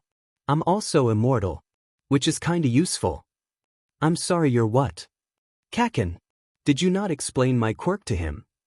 There was a teasing undertone to his words that lent credence to Bakugo's theory. Bakugo flipped Midoriya the bird. Explain your own quirk, idiot. Finn. He turned to the thoroughly confused hero. So, my quirk is called Adrenaline Rush. Basically, my body pumps modified adrenaline into my system 24. It makes me have a constant adrenaline rush and also activates my body's hysterical strength mechanism. So that means that I go over my limits in strength, but it has the side effect of breaking me cause my body isn't meant to take the strain, dash. I don't mean to be rude, but can we please get to the immortal part? Oh, yeah, that's probably important. He cleared his throat. As a safety, since my quirk is so volatile, there's also a healing aspect. That is, only activated after my heart stops. So, yeah. There is a silence broken only by an awkward cough from Bakugo. All Might took a deep breath. Why did you not think to tell me this? I just did. All Might said nothing. Midoriya sighed. I dunno. I guess since I just don't really tell people, it didn't exactly occur to me. And why do you not tell people? I for one would have greatly appreciated a warning. I have a few reasons. Also, Midoriya winced. It does tend to cause trauma? That would be a valid reason. All Might sighed and shook his head. You're going to be a handful of a successor, aren't you? Wait, you still want me to inherit your quirk? If anything, the knowledge of your true quirk has only reaffirmed my thoughts that you should. After all, being immortal will probably be very helpful. Okay, but why do you want me to take your quirk? Don't argue with him, dumbass. Bakugo interjected. Just take the DMN quirk. Okay. He turned to the hero. All Might, sir, I would love to take on your quirk. They stood in awkward silence for a few minutes as Midoriya looked at the hero expectantly. Right now, All Might said. Was that not what you meant? Well, originally I had planned on having you train your body before so that you wouldn't explode dash. Been there, done that, he's fine, Bakugo interjected. Now give him the quirk. What dash? Don't ask, Midoriya said exasperatedly. He has a point though. That he does. Suddenly he transformed back into his All Might form and pulled a hair out of his head. Eat this. What? You need my DNA to get my quirk. Okay, but like your hair? Midoriya put a hand to his mouth and began to mutter. Only the follicles at the bottom actually contain DNA, so I really should only need to eat that end, but that's still kinda ineffective. Maybe if I just liked your arm? 'Cause then I'd be digesting hundreds of your dead skin cells, and those would also have DNA dash. All Might struggled to keep up with the relentless flow. Do you want to lick me? Not particularly. He waved his arms. But I would if I needed to. Eat, Bakugo groaned. Just eat the DMN thing already. Okay. I was going to. And with that Midoriya grabbed the hair and devoured it. He made a face as he swallowed. Is that it? All Might nodded. You should begin feeling the effects very soon. As soon as he said that, Midoriya doubled over. Oh. What's wrong? Are you okay? All Might asked worriedly. He bent closer to the boy. Get back, I think I'm gonna dash. I have no doubt that the next word was going to be explode, but the sentence was cut off by Midoriya exploding, so I am unable to confirm this. Bakugo let out a high-pitched screech of anger as blood splattered his shirt. Okay, so I guess you were right about the whole exploding thing, Midoriya said as soon as he revived. Bakugo furiously slapped at the glitter down his front. You think? All Might blinked hard. I don't think I'll ever get used to that.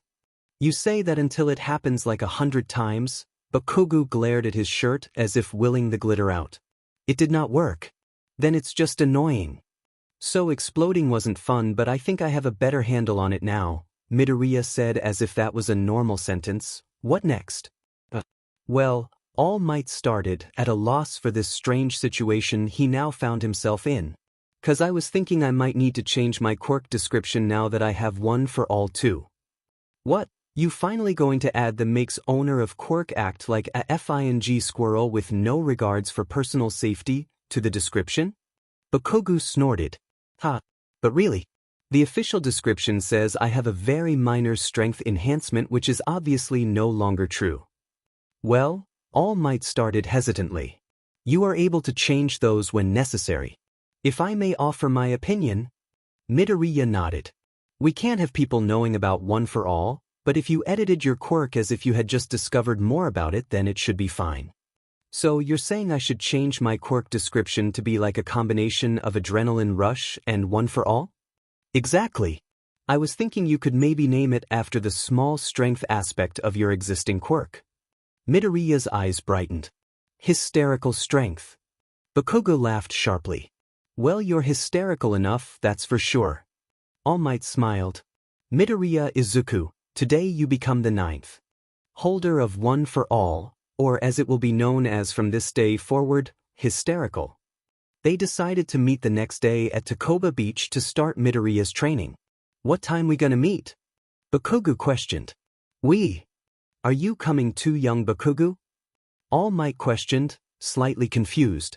Bakugo scoffed. Of course I'm coming. You think I'm going to let this idiot get ahead of me by having extra training? Hell no. I'm coming too, he tilted his head in thought. Also, you're probably gonna need my help. It's harder than you'd think keeping this dumbass from killing himself. Midoriya rolled his eyes. I'm fine. No need to baby me. Trust me, you'll be grateful that I'm coming by the end. All Might was. By the time they had finished with Midoriya's first day of training, he had died no less than 17 times, which was 17 more times than All Might had expected. Although to be fair, that was probably his own mistake considering Midoriya had died 3 times the day prior, but I digress. It seemed that there was a slight problem with one for all that caused Midoriya to be unable to use it at less than 100%, and that meant he was constantly exploding himself. Although he hadn't believed Bakugu at the time, All Might was starting to feel a little desensitized to the constant death. Midoriya, All Might said as the boy woke up for the 17th time that day. I'm beginning to think we need a new approach. Bakugu snorted. You think? Yeah, that's probably a good idea. I don't seem to be getting much more control of this quirk. What do you suggest? Well, originally I was going to have you train your body to become a better vessel for One for All. Perhaps we should go back to that? In the end, it was decided that All Might would continue to train Midoriya by helping him to strengthen his body. And Bakugu, not being one to relax, decided that he too would prepare for the upcoming entrance exam by pushing his body to the limits. Thus the two boys each worked hard for the next many months in hopes of achieving the same goal, being accepted into UA's hero course and becoming the best possible heroes. Now if you are so inclined, I would urge you to imagine a particularly powerful training montage in which you may see Midoriya clearing the beach with All Might, lifting weights as he studies for the exam, and perhaps most importantly, attempting to not use 100% of his power 100% of the time. This was much easier said than done considering the boy was now in the possession of not one, but two quirks that seemed to only allow him to go over his body's limits and evidently would not allow him to settle for anything less. Despite this, he managed to get to the point where he could use 5% of One for All with minimum repercussions. This was also due to the fact that he had quite a bit of prior experience with limiting his strength and as such was confident that he would get a handle on the two quirks during his time at UA. If you are to continue this fictitious montage, you may see Bakugu who has also thrown himself completely into training. Not only training his body but also paying particular attention to his quirk which, although not similar to Midoriya's in most ways, also put quite a strain on him due to its, shall I say, explosive nature. As if this wasn't enough, he had also decided that it would be in his best interest to study for the written exam. No, he is not a nerd and you should be ashamed of thinking so. That would conclude the training montage that I do hope you have imagined in far greater detail than my words could ever express. My reasoning for having you imagine this scene is that I quite frankly do not have the energy to describe it for you, although I am beginning to realize that to some extent I have done just that. Alas! This would lead us to the day of the entrance exam where Bakugu and Midoriya were walking towards UA, predictably arguing. All I'm saying is that depending on the hero, their personality can actually increase civilian approval. It's not enough to be efficient. As a hero you have to make sure to garner the support of the general public.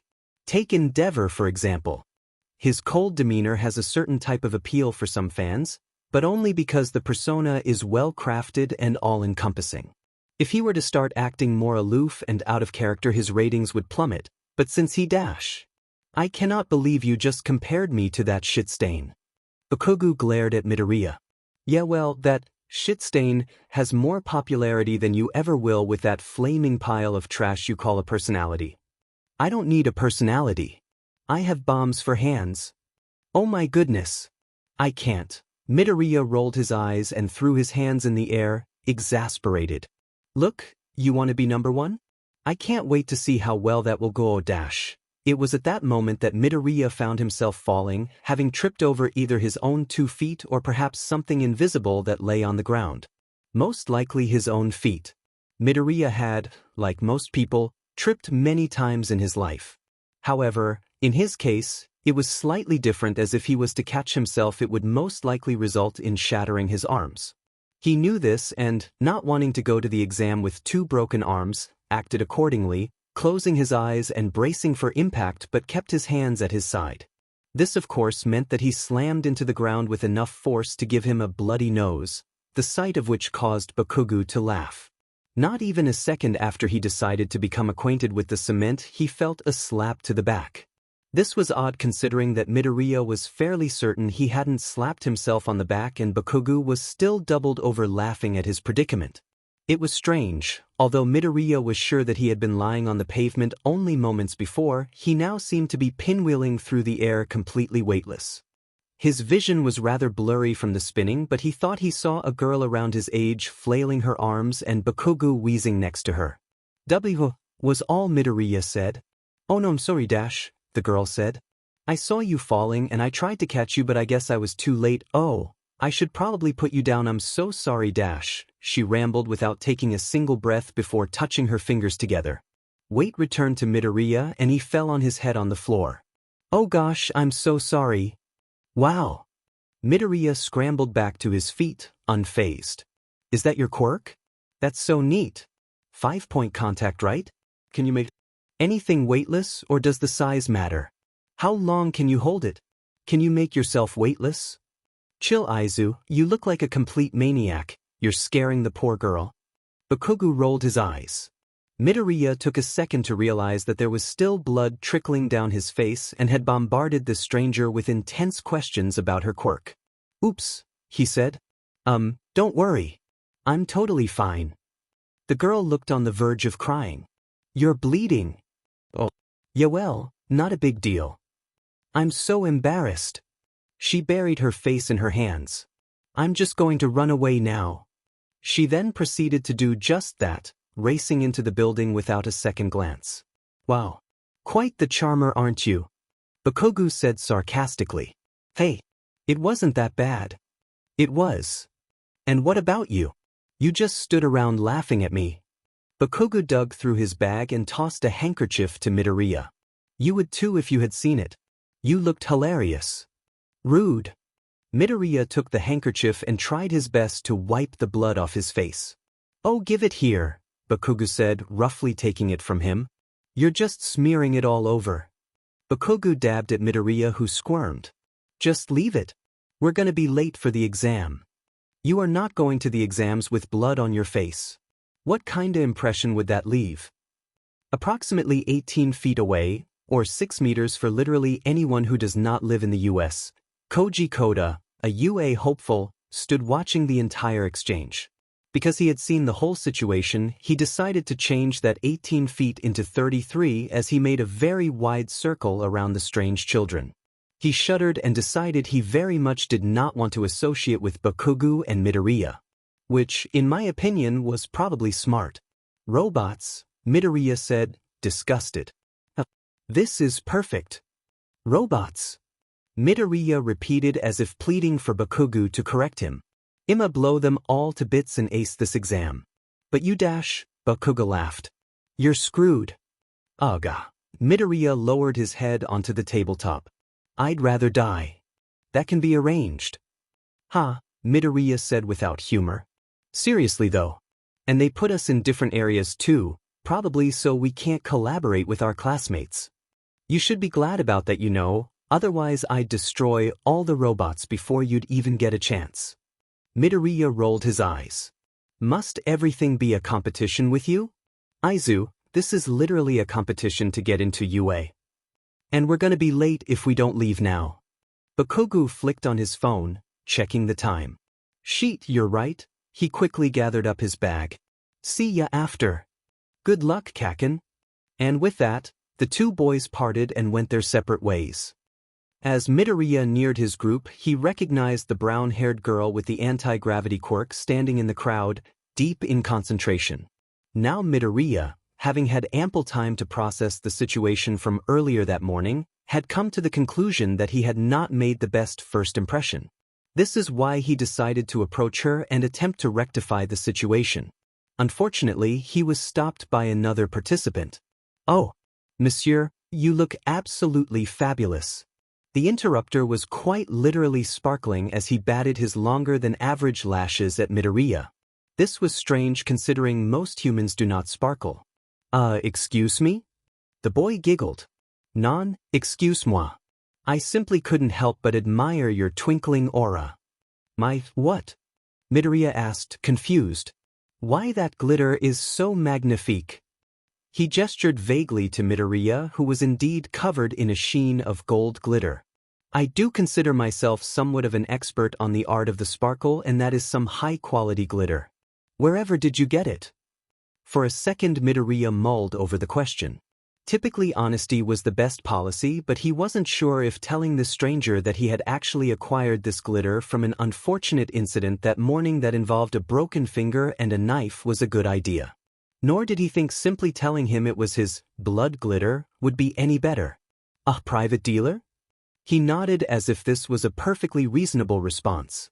I'm afraid my dealer retired not 2 weeks ago, so I'm running on dregs at this point. Alas. The price I pay for beauty. I am Aoyama Yuga, by the way. And you are? Midoriya Izuku? Midoriya replied, still quite lost. Whatever potential conversation the two boys could have had was cut off as Present Mix's voice rang through the crowd. And start. Midoriya and Aoyama shared a surprised look. Au revoir. Until next time, Ami, Aoyama said before running away.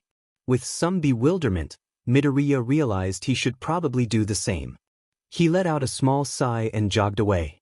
Stupid robots, he thought. Midoriya was glad that he had managed to get somewhat of a handle on one for all before the exam.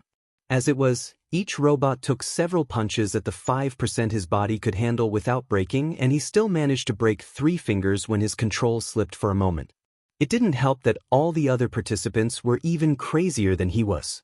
Multiple times he would start pounding on a robot only to have it taken out by another applicant. Are you kidding me? Midoriya grumbled as the 3-pointer he had been punching was ultimately destroyed by a boy with a speed quirk who jumped in at the last minute. About 7 minutes had passed when there was a large commotion a little ways away from Midoriya. He sighed. He only had about 12 points and would have to hurry if he wanted to get enough points to qualify. Whatever was happening would just be a waste of time. That was before he rounded the corner and was immediately bowled over by the flood of fleeing students. Are you kidding me? He then caught sight of the absolutely enormous 0-pointer. Suddenly he felt much more sympathy for the hurried participants. And was that? Help me! To us. Without a second thought, Midoriya ran towards the robot and the familiar girl it was about to crush. She seemed to be pinned under some rubble as the giant robot lumbered towards her.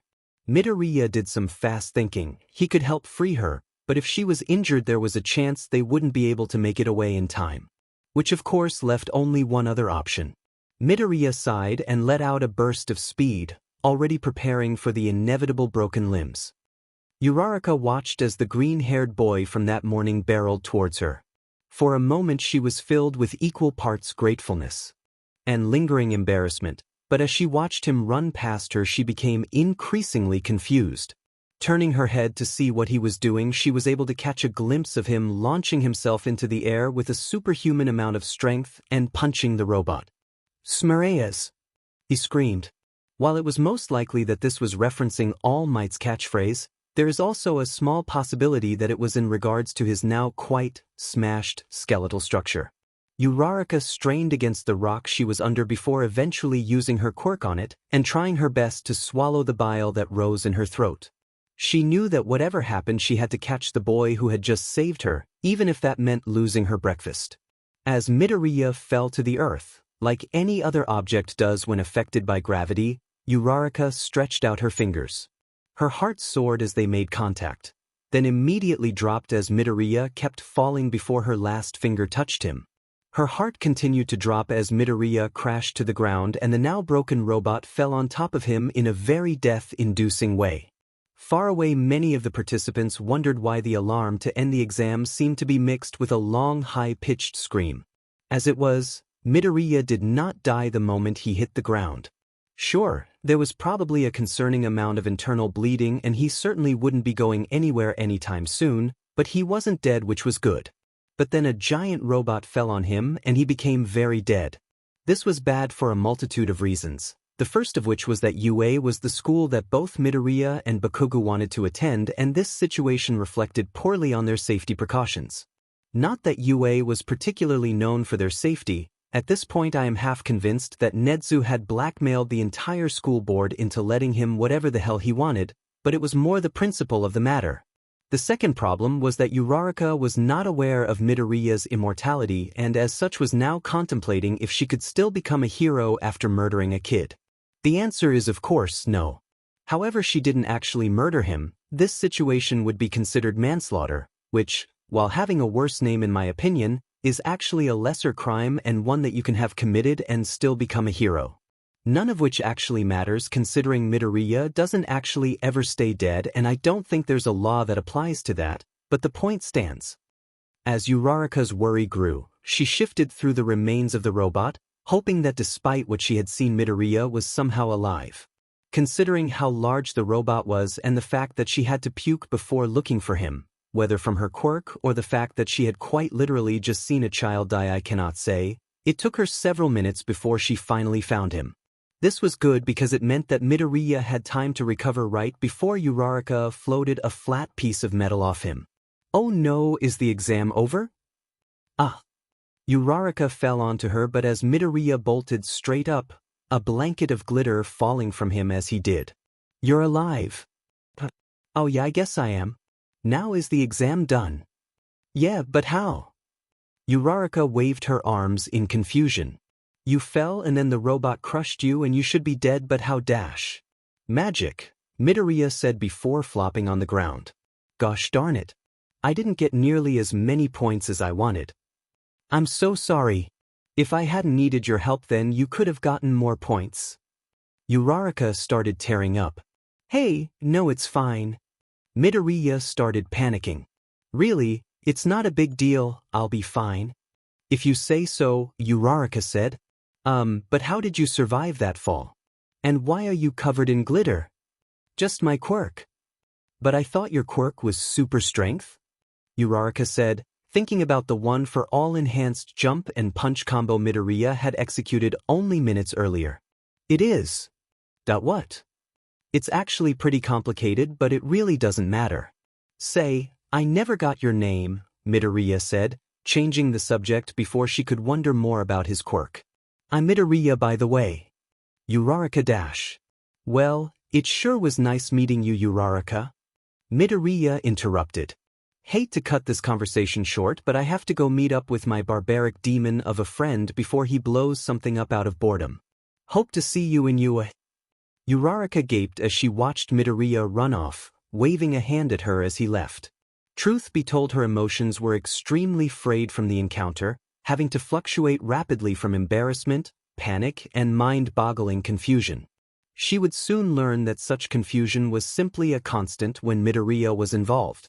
For a second she wondered if he was serious about a demon that exploded out of boredom. He was. Or at least it wasn't too much of a stretch. That's an awful lot of glitter there, Aizu, Bakugo said, narrowing his eyes at Midoriya. Don't tell me. Are you kidding me? It was 10 minutes. How did you manage to die in 10 minutes? Well, I sort of fell. You fell? From what? A roof. It's actually a funny story. Midoriya avoided eye contact. I kinda jumped too high and then I fell. You killed yourself from jumping too high? Bakugo raised an eyebrow. That's a new one. Actually, it wasn't the fall that technically killed me. Okay, I give, how'd you die? I was splat by a dead robot. Bakugo blinked, speechless. To be fair, it was a very large robot. I don't think splat is a word. That's what you took from this? Bakugo glared. What, you want me to yell at you for managing to get yourself killed in an exam? 'Cause I could do that, but I'm sure Auntie will do it for me when you get home. Oh, please don't tell her. Midoriya looked at Bakugo, panicked. She'll think you isn't safe and not let me go. Is she wrong? You just died. Come on, Kaken, if I was banned from everywhere I've died, then I'd be confined to my room for the rest of my life. Midoriya tilted his head. On second thought, my room would be one of the first places on the list. It's surprisingly easy to die while just sitting in your room. We actually had to reinforce my window frame after the third time I fell out. Also, the edges of my desk are kinda pointy and sharp edges and heads don't mix. I mean there's just a lot of blood involved, which isn't ideal. Actually, now that I think about it, it's really lucky that I'm immortal. I'm fairly certain most people don't die as often as I do. You calling me weak? No, never. Midoriya waved his hands. You're just fragile. Bakugo recoiled, extremely offended. Fragile? But I don't think I should have said that. He most definitely shouldn't have, as true as the statement might have been, as it caused Bakugo to test Midoriya's immortality for several blocks. We're home. Inko poked her head out of the kitchen at the sound of Midoriya's voice. Izuku. Katsuki. How was the exa? She stopped talking abruptly and glared at Midoriya. Izuku. Midoriya. You better pray that I'm imagining the glitter on your shirt, she hissed. It's just from this morning. I broke my finger and reset before I left for the exam. Midoriya yelped. While this is technically true, making breakfast can be particularly difficult when you are both nervous and have the innate ability to not feel pain. Inko easily saw through the half-truth. Izuku! She threw her hands in the air in exasperation. Just what am I going to do with you? You tell him, Auntie, Bakugo said, his head in the fridge as he searched for a snack. I swear to goodness if you don't at least try to be safer then, I will make sure that you never set foot in that school again. But Mom Midoriya started. No buts. I am sick and tired of you constantly getting yourself killed. You have no regard for your own well-being and I am done with it. Where do you keep the peanut butter, Auntie? Bakugo yelled, holding an apple in one hand and opening doors at random with the other. To the left of the oven, dear, she called back with a much kinder tone before turning back to her son. I'm not done with you, mister. She glowered at Midoriya, who was attempting to sneak away as she was distracted. Come on, Mom. I'm fine. Inko sighed. I know you are Izuku, but that's not the point. You need to realize that using your quirk in public can have damaging consequences. Did anyone see? Just this one girl Izuku. But it wasn't a big deal. She was just a little confused. Well, if she gets into UA, you'll have to invite her over for pie to apologize. You're such a bad son, Zu. Making your mom bake apology pies for all the people you've traumatized. I doubt she's traumatized. Both Bakugo and Inko stared at Midoriya for a minute before Bakugo started to cackle.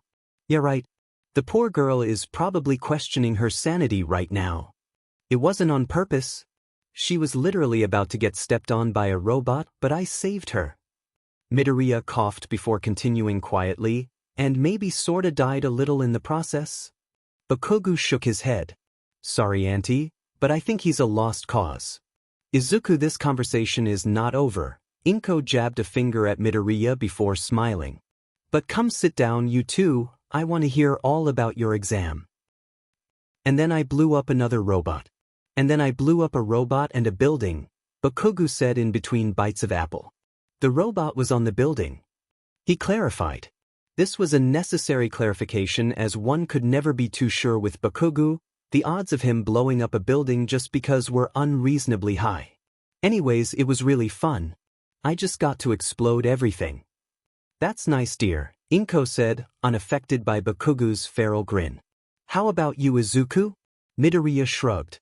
I punched a few robots, not a ton though. Bakugo and Inko were quiet as they waited for Midoriya to continue. And there was this girl from earlier who was pinned under some rocks.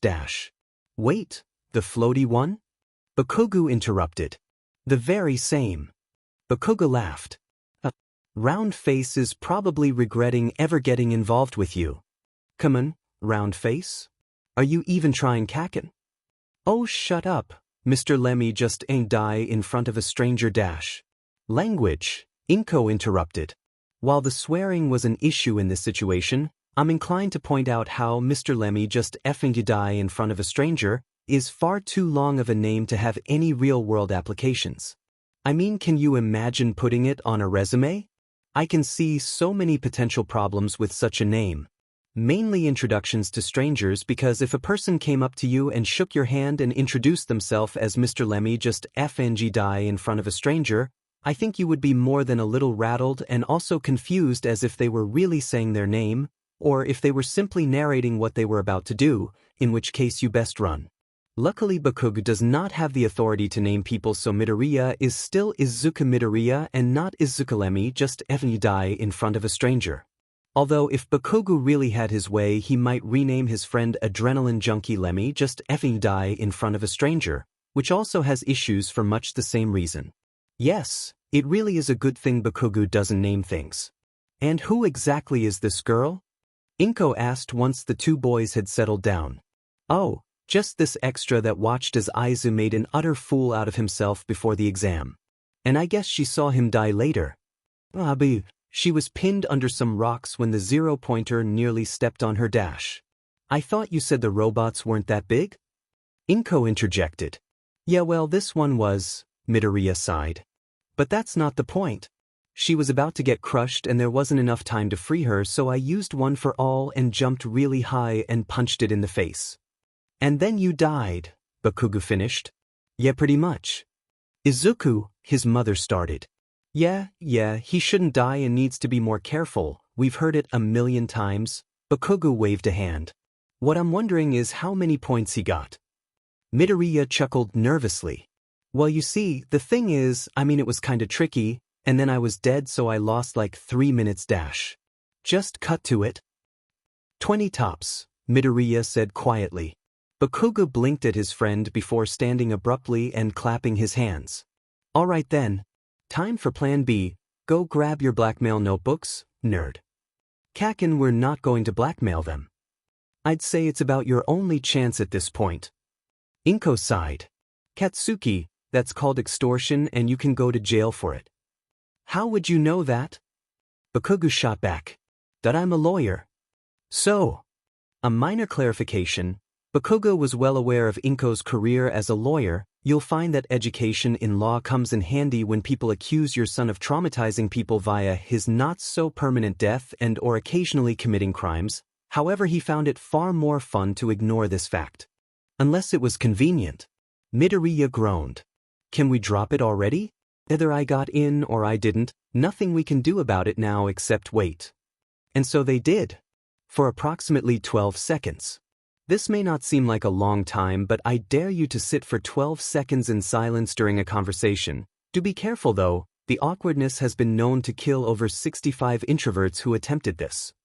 But waiting is boring, Bakugo said eventually. Midoriya stood up. I agree, let's go break into UA and see if I pass the exam. Hell yeah. What did I just say about jail time? Inko yelled as the two boys turned the corner to go to Midoriya's room. It's okay. Bakugo yelled back. We know a really good lawyer. Why the hell do you have 2 official UA gym uniforms in our size? Bakugo said as he held up the jumpsuit. Midoriya shrugged. Found them on the internet a few years back, he said as if that was a reasonable answer. Bakugo, well aware of how that was the best answer he'd get, rolled his eyes. Yeah, okay, whatever. You sure this plan will work? I'm like 70% sure. You know what? That's good enough for me, Bakugo said. Let's blow this popsicle stand. This is so stupid, Bakugo said as they trudged through the wooded area behind UA. Why are we doing this? 'Cause you were bored. Okay, a little, but that doesn't mean I wanted to infiltrate one of the most secure hero schools in the country. Actually, it's ranked number 1 in both security and fortification by the Heroic Weekly as far as hero schools are concerned, Midoriya said matter-of-factly. So it's not just one of the most secure facilities, it is the most secure facility. That's not better. Wow, touchy much? Bakugo groaned. Look, all I'm saying is that I don't want to potentially ruin my future of becoming a hero over a little underestimation. Relax. We won't get caught. You don't know that. What? Are you doubting my ability to break into a heavily guarded hero base and look at top-secret documents while using a plan I came up with? Dash. He looked at his non-existent watch, mockingly. Dash 45 minutes ago? Kinda, yeah. Well, you totally shouldn't. Also, it's a bit late for second thoughts. We're here. Midoriya pushed through the foliage, revealing a 30-foot-tall wall jutting out from the forest. Remind me why I'm your friend again? Because I'm immortal and you have a bad habit of blowing up your friends, Midoriya said without pause. Now brace yourself, this part is going to be a little messy. Midoriya gave Bakugo a second to dive for cover before he placed a well-aimed kick using 100% of one for all at the base of the wall, taking out a large chunk of the wall and completely shattering Midoriya's foot. What are you doing? Killing 2 birds with 1 stone, Midoriya gestured to the generous hole in the wall. Now we have a way in. Dash. He then pointed at his completely decimated leg. And a reason to get where we need to go quickly without too many questions. Have I mentioned how much I hate you? Bakugo grinned as he said it. Once or twice, Midoriya replied, mirroring the same grin. Now come on. This is going to be so much fun. No one paid attention to the two boys as they made their way across the school grounds and into the actual building other than to give them a wide berth as soon as they saw them. This was probably because Bakugo was glaring at anyone that came near. Or perhaps it was just that no one wanted to get too close to Midoriya, who had slung one arm over Bakugo's shoulder and was limping down the hallway while leaking blood from his leg, which was impaled with pieces of wall. This, as you can imagine, was not an appealing sight. It didn't help that Midoriya, who hadn't experienced pain in over a decade, was not particularly good at faking it. I mean this in the kindest way possible, but Midoriya's expression looked like he had just snorted a bottle of lemon juice after becoming acquainted with pig droppings, as he let out pitiful, and frankly lacking any emotion, "Ows. You look constipated, idiot," Bakugo gritted out. "Well, I'm sorry. I don't exactly have the best reference for how a person in pain is supposed to look," Midoriya hissed as they rounded the corner. "What about before you got your quirk dash? You mean 10 years ago?" Midoriya interrupted. "I know for a fact you were in pain then. I think I actually punched a couple of your teeth out by accident when we were 4, remember that?" Midoriya just stared at Bakugo. "What?" He looked away. "You have issues." "I have issues."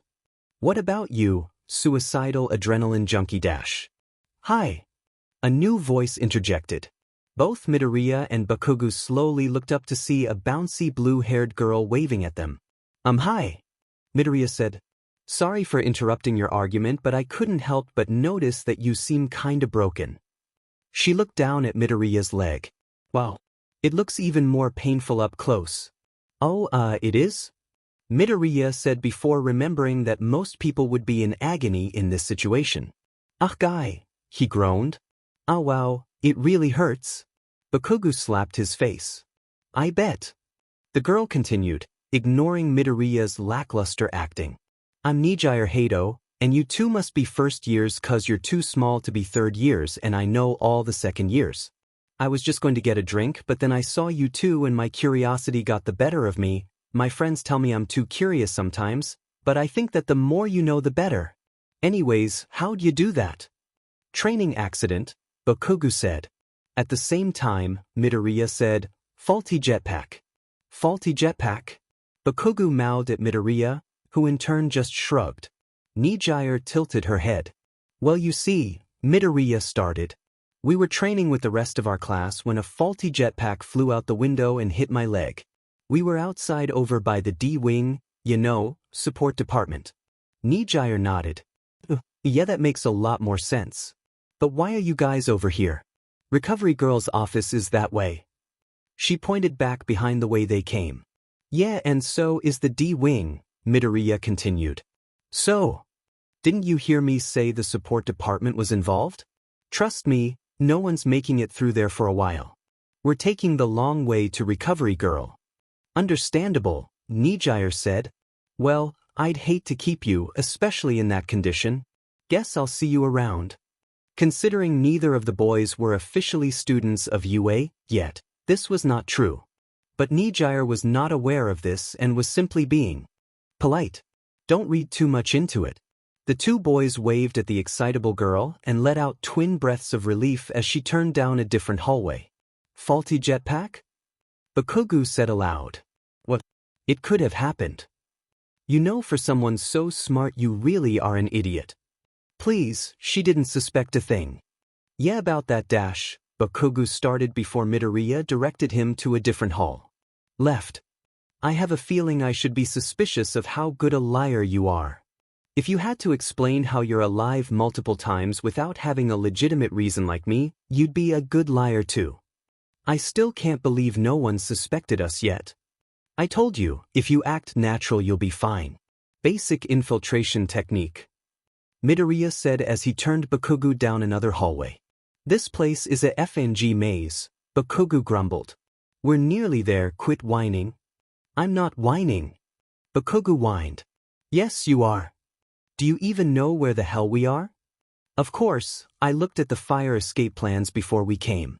UA has a surprising number of fire drills 'cause, support students." Bakugo huffed, "Whatever. Just get us there soon, I don't want us to get caught." Midoriya stopped in his tracks, causing Bakugo to stumble as he struggled to pull his crippled friend along. What the F-nerd? I didn't say to stop. We're here, Midoriya said, looking at the unmarked door in front of him before grinning. Time to have some fun. Bring it. It's locked, Bakugo said as he rattled the handle. It'll take more than simple locks to keep me out. Midoriya limped to the door and took the handle in his hand. With a loud crack, he twisted hard, causing the locking mechanism to break and the door to swing open. That works, Bakugo said as he stepped into the room. The office housed several filing cabinets, each one systematically neat and tidy. In the back corner, there were several computers and monitors for some unknown reason. Wow, Midoriya said, after following Bakugo inside the office and closing the door, as much as it could be closed in its current condition, behind him. This looks like super stereotypical. We have to sort through all these files? It looks super organized, so it probably won't take too long. Are you ignoring the fact that you just put your dominant hand out of commission while trying to look cool? It's gonna be hard for you to do much of anything in that condition. It's fine. I'm ambidextrous. You most definitely are not. Midoriya shrugged. I can fake it. Besides, I didn't hurt it too much. I'm getting better control with one for all. Word to the wise. Ambidextrousness is not something that can be faked. If you have doubts about this, then you may wish to conduct a simple experiment. Just try writing your full legal name, or perhaps even your illegal name if you wish, with first your dominant hand and then the other. Chances are one will look far better than the other regardless of how much you were trying to fake it. If this is not the case, then you really are ambidextrous, which is probably something you should have known at this point in your life. Unless of course you are 3 years old, in which case you would probably not know if you were ambidextrous because you are only 3. I would also ask you if you are indeed 3 to please stop reading this, because as impressive as it is that you can read at your age, this FIC swears kinda a lot and I do not need teaching a toddler how to swear on my conscience. Whatever. What are we even looking for anyways? Bakugo asked. The reports from the entrance exam. Since it was only this morning, they shouldn't be too hard to find. What makes you think they even have them filed yet? They probably don't, but on the off chance that they do, we'll be able to see if I made it in. You're telling me that you had us break into UA on an off chance? Well, I mean, I was also really bored. You know how energetic I get, what with my quirk and all. You cannot blame your poor decisions on your quirk. Hey, you decided to come with me. I really hate you. Sure you do. Now quit yapping and get to looking. Bakugo, wisely, decided to do just that. It didn't take long before he found a large manila folder labeled Entrance Exam Year 20XX. Hey dumbass, this what we looking for? Midoriya limped over to Bakugo and took a look at the folder. I think so. You take one half and I'll take the other, he said as he split the papers and handed a large stack to Bakugo. Holy shit, this is a lot. To us. Even with the report limited to only a page per participant, there were several hundred sheets. This is due to the fact that both All Might and several other popular heroes were UA alumni, and as such most people considered UA to be the most prestigious hero school. It was still quite funny that so many students tried for UA, even though there were over a dozen hero schools across the country with excellent reviews as well. Luckily, between the two of them, it only took about 2 minutes and 46 seconds before Bakugo found his sheet. Hell yeah. First place speech. Wait, let me see dash. Midoriya and Bakugo fumbled over the paper until Midoriya finally pulled it from his grip. 77 points. Nice. Hold up. This says you tied for first. What? With who? It doesn't say. Bakugo started frantically tearing through the papers in both stacks looking for his mysterious rival. Who the F? He grumbled. This is kinda odd. Midoriya jabbed at his paper. Says here you got 77 villain points and 0 rescue points. Does that mean you get points for rescuing people? Midoriya gasped. Kaken. That means I might have got in after all. Bakugo had stopped sorting through the papers, having found what he was looking for. He clutched a single sheet tightly. No. No, it can't be. Did you find who you tied with? Orf. Bakugo threw the paper, which just drifted lazily through the air unsatisfactorily. He then pivoted on his feet and shook Midoriya by the shoulders, his quirk active. Oh, watch it. These clothes are collectibles. You said you only got 15 points. Midoriya's eyes widened in realization. Wait, he pried himself from Bakugu's grip and ran to the fallen paper. He turned it over to see his own green eyes staring back at him. Midoriya Izuku first place, tie. 17 villain points, 60 rescue points. Heck yeah. Midoriya jumped excitedly. We're going to UA. Bakugu trembled with rage. I will not be beaten by a nerd like you. I didn't beat you. We tied. Midoriya started rifling through the papers once more. Same thing. You're too competitive. I'm not competitive, I just want to win. That's what competitive means. Yeah well Bakugu stopped talking and stared at Midoriya. What are you doing? We found our scores, let's get out of here. I'm trying to find Uraraka's score. Who? The girl I saved. She wasted a lot of her time looking for me after I got crushed. I'm trying to see if she still got enough points to get in. Midoriya held up a piece of paper. Hey, it's the French dude. He got in too. The who? French dude. He complimented my glitter before the exam. Bakugu wrinkled his nose. Your blood glitter? Why would he do that? I dunno. He said it was high quality though. The hell does that mean? It's blood glitter. Midoriya shrugged. I'm not really sure, but the French know their glitter so it made me happy. You are so stupid. The French know their glitter. What gave you that idea? Hey, I found her. Midoriya looked at Uraraka's report as he ignored Bakugu. Good news. She made it in. Oh, third place too. What? Well, it's just she got 45 rescue points. Which is fine. It's just weird since, you know, she kind of failed to rescue me. Thought that counts? Must be. That does seem like something Netsu would do. Midoriya moved the papers back into the folder as Bakugu picked up the sheets that had fallen to the ground in his rage. You know, this was a whole lot easier than I imagined. Bit concerning actually. It would be really simple for some villains to stage a distraction and break into UA and go through some of these documents to figure out how to stage a mass attack without anyone being the wiser.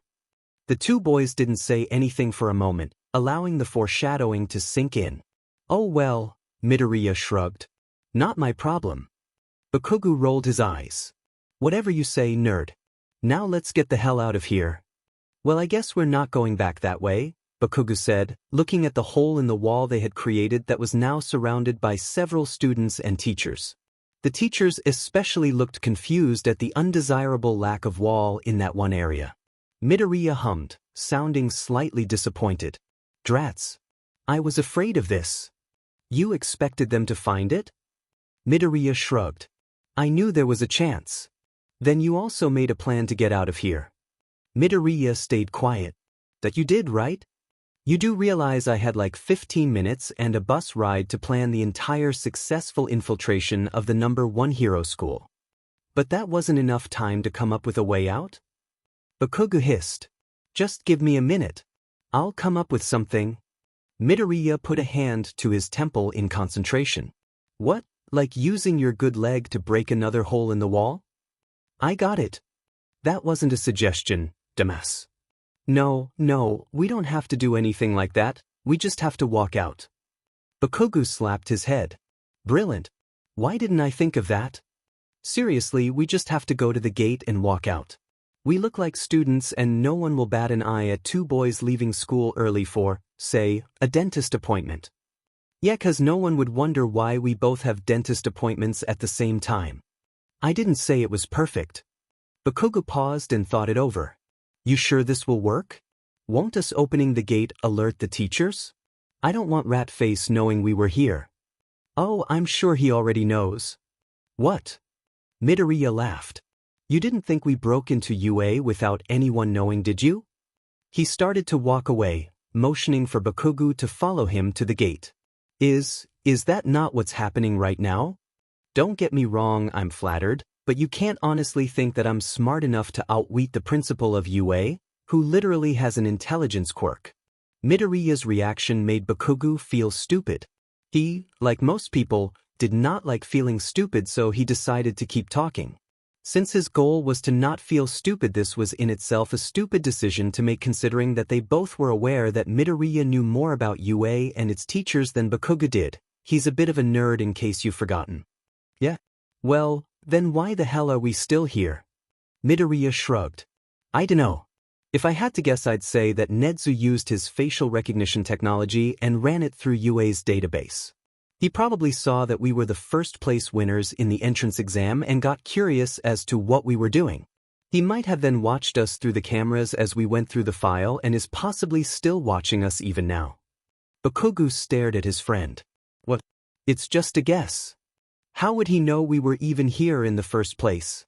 No one else suspected us. Midoriya laughed again. You're kidding, right? There's probably some detection tech at the gate that we tripped coming through. There are cameras all over this place. Midoriya pointed to a few places as they walked. Bakugo couldn't see any cameras, but Midoriya seemed fairly confident in his pointing. And there is a trail of blood marking our path through the school. I mean that literally, not figuratively. He gestured to his bleeding leg. Bakugo looked down at it in surprise. Oh yeah, I kind of forgot about that. We should probably fix that at some point. Not till we get back home. I don't want to push our luck by sticking around for an extra 5 minutes. You gonna just look like that for the entire bus ride? Why not? 'Cause people will freak out. Maybe they should just mind their own business. Bakugo rolled his eyes. Fair enough. Midoriya stopped in front of the gate. What now? How do we open it? You have to be kidding me. Bakugo growled. How's? Did you just expect we could open it from the inside? Jich, you are such an idiot. This is fine. This is totally fine. I can figure something else out. Midoriya said, his voice a bit panicky. There must be a button or lever somewhere, right? You can break into you, no sweat, but this is what freaks you out? Shut up and let me think. I can't believe I let you convince me to do this. We're gonna get caught and then our careers as heroes will be over and we'll have to become vigilantes and run from the law, and All Might's gonna hate us dash. Personally, I don't know what Bakugo was so worried about. Becoming vigilantes sounds like an absolute blast. Unfortunately, that is not the route this story is going, as Midoriya decided to cut off Bakugo with an idea. I got it. Kaken, throw me over the wall. On second thought. Perhaps they will become vigilantes after all, because that was the dumbest idea ever. What? That's the dumbest idea ever. Bakugo said, just proving my point. Do you have a better idea? Literally anything would be better than dash. There was a click and the gate very slowly started to open. Yeah, I have a better idea, Bakugo continued. Let's just go out. Nedzu must have seen us struggling and decided to help us out. Bakugo shuddered. Can we please not talk about that creepy rat watching us? He looked over his shoulder warily. It makes me feel violated. You're fine, you big baby, Midoriya said as he strolled out of UA and raised a hand to wave back at the building. So long, Nedzu. See you soon. Nedzu leaned back in his chair and watched through the security cameras as Midoriya and Bakugo made their way across campus. He poured a fresh cup of tea as they spoke to Nijire and chuckled as they broke into his filing office. Technically speaking, there was no reason to have all those official documents on paper. What with the high-tech the school utilized, however, Nedzu found he liked keeping a physical copy of most things, just in case. His phone rang just as the two boys started arguing about tying for first place. Hey Nedzu, is this about the hole in the wall? Yeah. How did? Don't worry about it, I've got the situation under control. Nedzu hung up. The entire time his eyes never left the screen. The boys left the building and headed back towards the wall, finding the students and teachers now gathered around it. Now what will you do? Nedzu muttered to the empty room. The cameras outside weren't equipped with microphones, so the principal attempted to read Midoriya and Bakugo's lips as they walked to the gate. It was quite difficult, even for someone as skilled at the art of lip reading as Nedzu. He actually had a medal he had won for lip reading a few years back in his closet, although that isn't very important. he managed to pick up the gist of the conversation and was pleasantly surprised to learn that Midoriya had no illusions that his little excursion had gone unnoticed. His pleasantly surprisedness rose a few notches as the boy then went ahead to point out several, although admittedly not all, of his hidden cameras. Nezu watched as the two tried to figure out how to surpass the gate. It was quite funny to watch the young boys struggle, but eventually, Nezu took pity on them and opened the gate remotely. "So long, Nezu. See you soon." "How very interesting." Nezu made a mental note to warn Aizawa of his new, problem children. Until then he decided to look more into the two, absolutely giddy with the prospect of having these two as students in his school. What fun they would have. "Izuku! It's here!" Inko ran into his room waving a fancy envelope. Midoriya fell out of his chair. "My UA acceptance letter?" He ran and grabbed it from his mother. "Wow. It's heavier than I thought it would be. I wonder if—" "I'll leave you to it, Kay?" His mother winked at him as she left. "Good luck."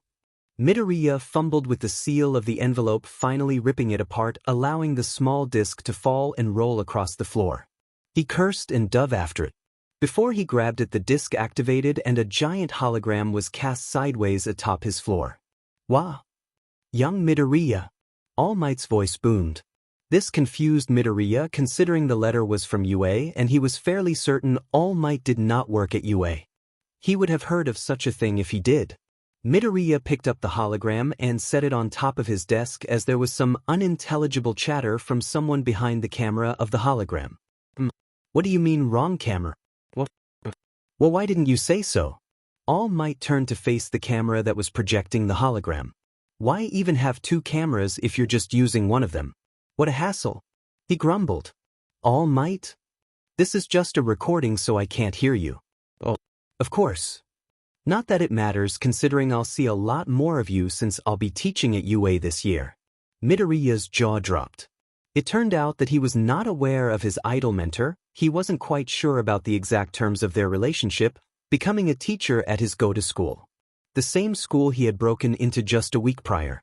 Midoriya wondered if that meant All Might could give him detention if he found out about that whole escapade. He decided to play it safe and not tell him just in case. But enough about that. Congratulations. You passed the written test with flying colors. As for the practical, well, just watch the screen.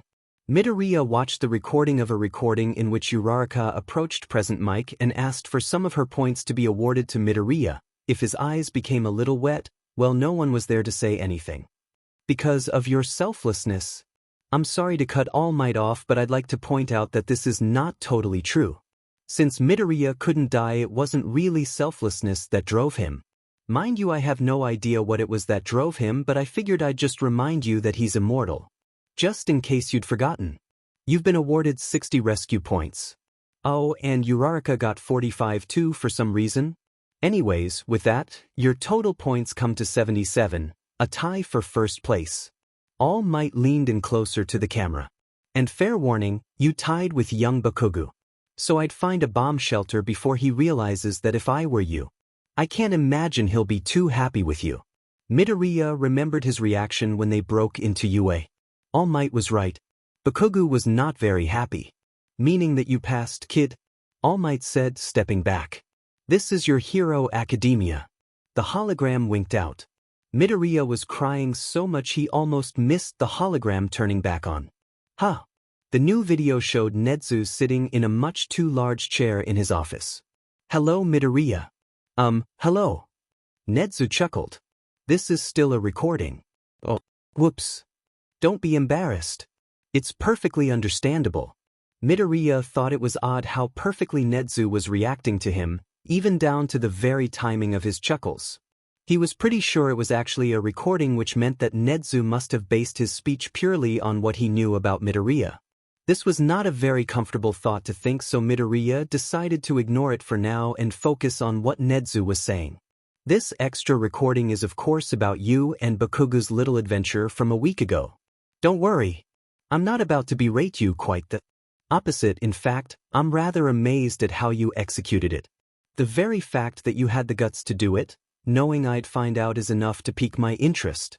Midoriya let out a little sigh of relief at that. I do hope you don't mind, Nezu continued.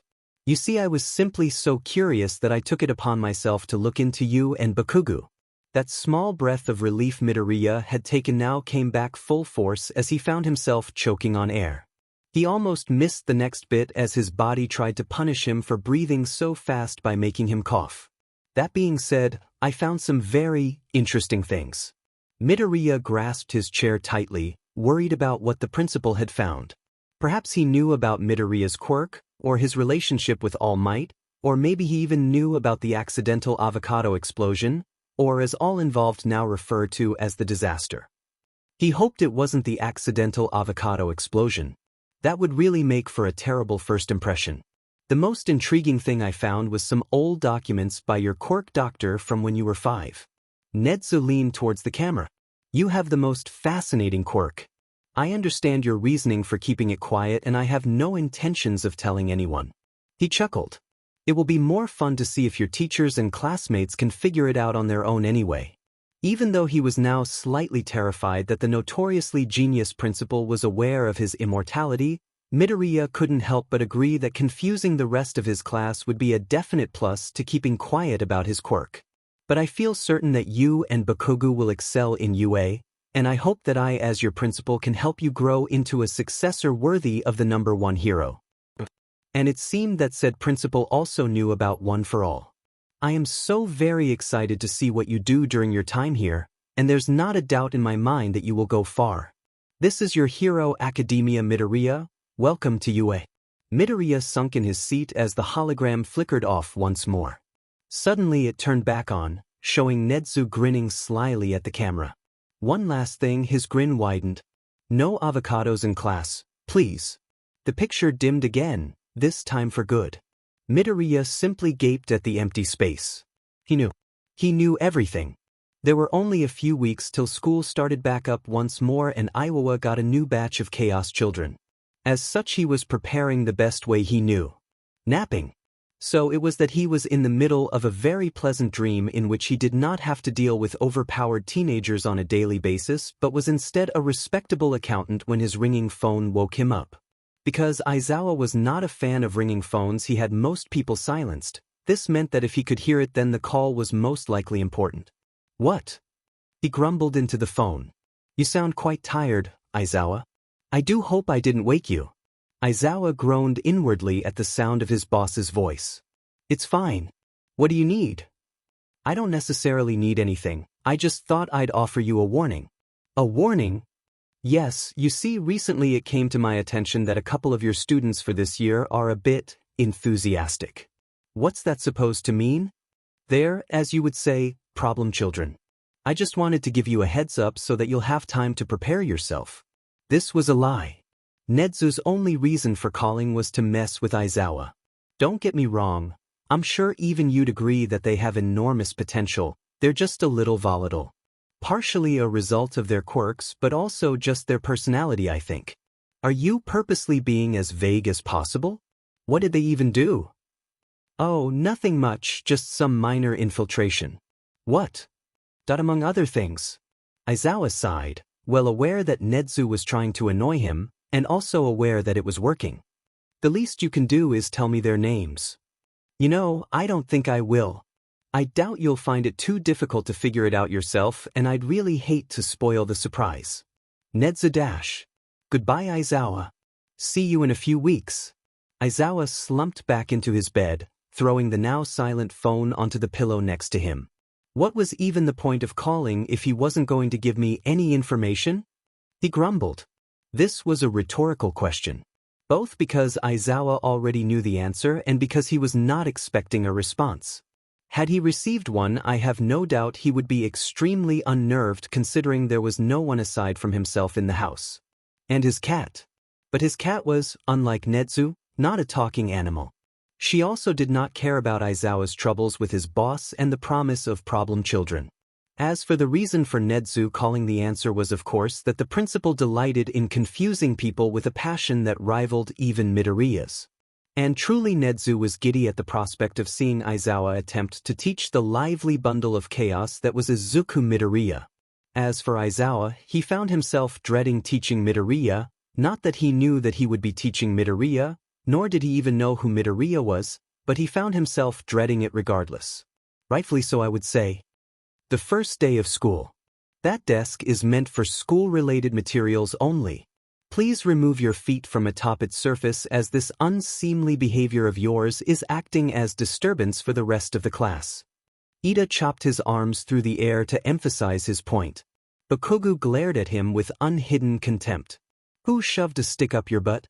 Besides, I'll have you know I made it into this school too, therefore my feet are technically school-related materials. Now F off ya 2-bit extra. Ida sputtered at the unrestricted profanity. Kaken, stop being a smartass, Midoriya said as he dropped his bag on the desk behind Bakugo. He then turned to face Ida. Apologies for my friend here. Kaken has the social skills of a toddler and no regard for basic decency. He glared at Bakugo. Shut up, dumbass. Stop acting like a barbarian and take your feet off the desk. Bakugo gasped. You're taking this privileged a-hole's side? Well, excuse me, Ida started. Shut it, nerd, Bakugo snapped at him. I know that look, you think you're even better than me. Well, I have news for you, Mr. Elite Midoriya groaned and cut Bakugo off. This again?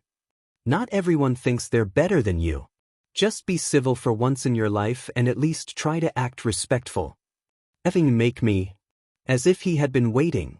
For those words, Midoriya rolled up his sleeves and gave a feral grin before launching himself at Bakugo.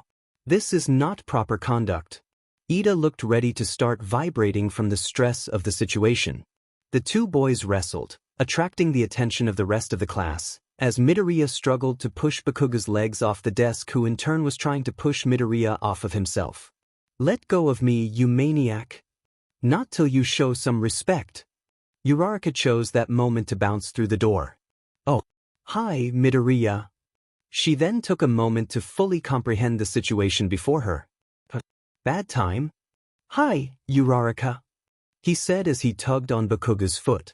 This turned out to be a bad idea as there was a shoe attached to the foot.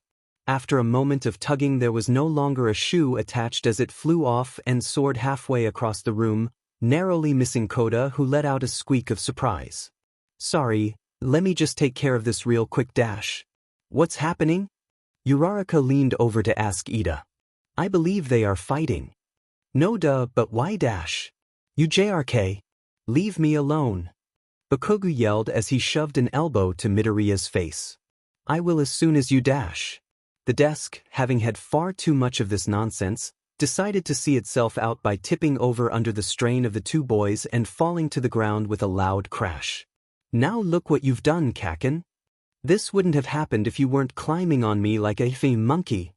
Not my fault that you only learn through physical violence. I'll show you physical violence.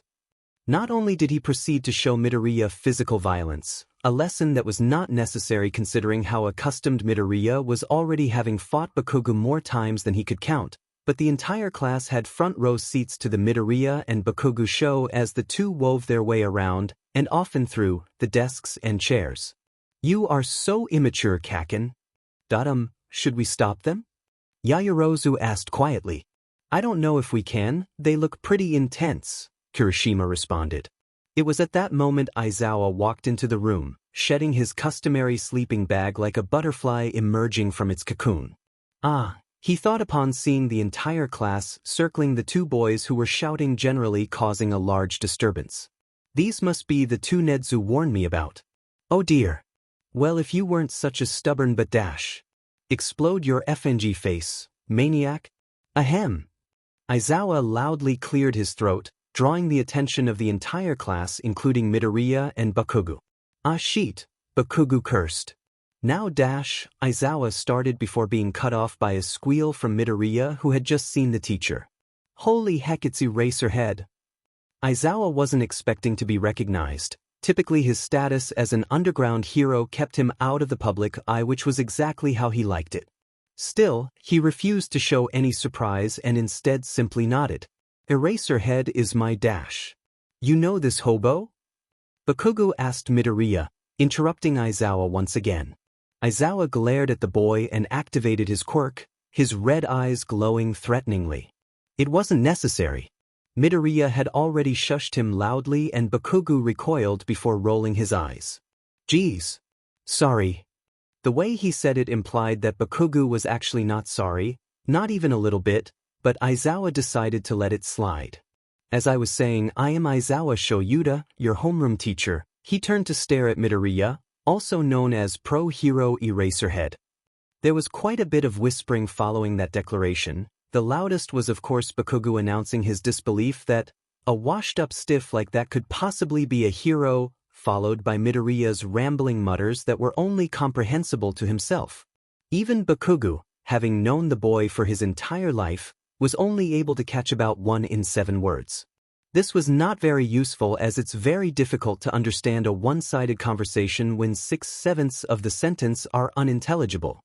Aizawa sighed. 12 seconds into knowing these two and he was already mentally weighing the pros and cons of retirement. Quiet please. The class compiled. Your gym uniforms are in that box right there. He gestured to the front of the room. You have 10 minutes to get changed and meet me at the testing grounds. Do not be late. And with that Aizawa did a 180 and walked out of the classroom as the children scrambled madly to find their outfits in his peripheral vision. He wondered if it was too late to beg Nezu for a raise. Aizawa found his will to live shrinking exponentially throughout the testing. There were many reasons for this. Partially it was because Bakugo was constantly declaring his superiority and how he was going to beat Midoriya with a confidence that was, if I am to be honest, downright terrifying. Mineta going around harassing all the girls was also not helpful. Aizawa vowed that if the pervert got last he would make good on his promise to expel him. There was also the slight issue of Midoriya. That's a lie, Midoriya was the main issue, nothing slight about it. Aizawa suspected that would be the case in most situations. The boy seemed to sacrifice his limbs the same way one might throw out old leftovers, without concern and with only minimal deliberation. If I use my left leg for the long jump then it will be harder to run the 50, wait I could just use my right and jump the whole thing, but then my sideways jump score will be trash. I can dislocate my back for the toe touch to make up for it though, and then my left hand for the grip strength and my right for the softball throw. Yeah, that should work. Aizawa struggled to hear Midoriya's mutters and even after getting closer he doubted he had heard correctly, until he watched with his own 2 eyes as Midoriya passed each test with both flying colors and broken bones. It still took several minutes for Aizawa's brain to catch up to his eyes. Halfway through the testing, Midoriya was already limping with 2 broken legs and what appeared to be a completely shattered left hand. And the kid just was fine? Literally no sign of pain, and even Bakugo acted like it was totally normal that his friend was completely broken, only stopping to tell him how he was definitely going to beat him. The rest of the class seemed quite baffled upon watching Midoriya as well. However, they considered the fact that one of their classmates had both a bird head and a sentient shadow while another was quite literally invisible and decided that a boy who broke all his bones in a burst of super strength wasn't that weird. This reasoning did not help Aizawa from feeling that the entire situation was extremely confusing. He later internally blamed this confusion for causing him to have an idea which in hindsight was perhaps not entirely smart. In his defense, he was only aware that Midoriya had a strength quirk as his file did not list any specifics such as his inability to feel pain or the healing aspect of his quirk. This meant that Aizawa was privy to only the knowledge that his student was knowingly breaking his own body in order to pass what should have been a very simple placement test.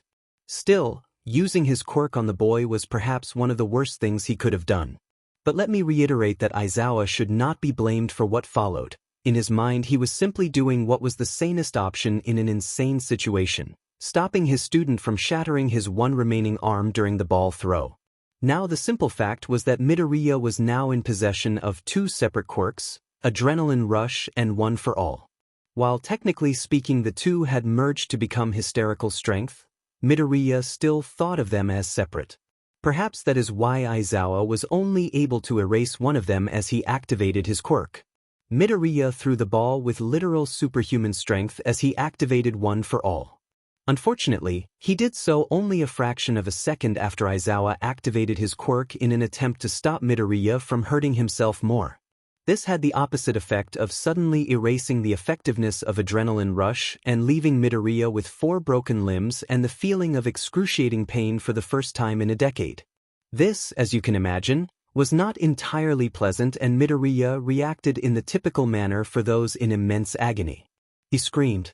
The scream was loud and long and continued even as Midoriya collapsed to the ground like a rag doll. It suddenly dissolved into a long string of garbled half-profanities. Frigging dagnabit dash. Realizing that something was very wrong, Aizawa immediately blinked, stopping his quirk. This was actually mostly an instinctual action, as inwardly he was freaking out as he realized he had just killed a kid. He hadn't.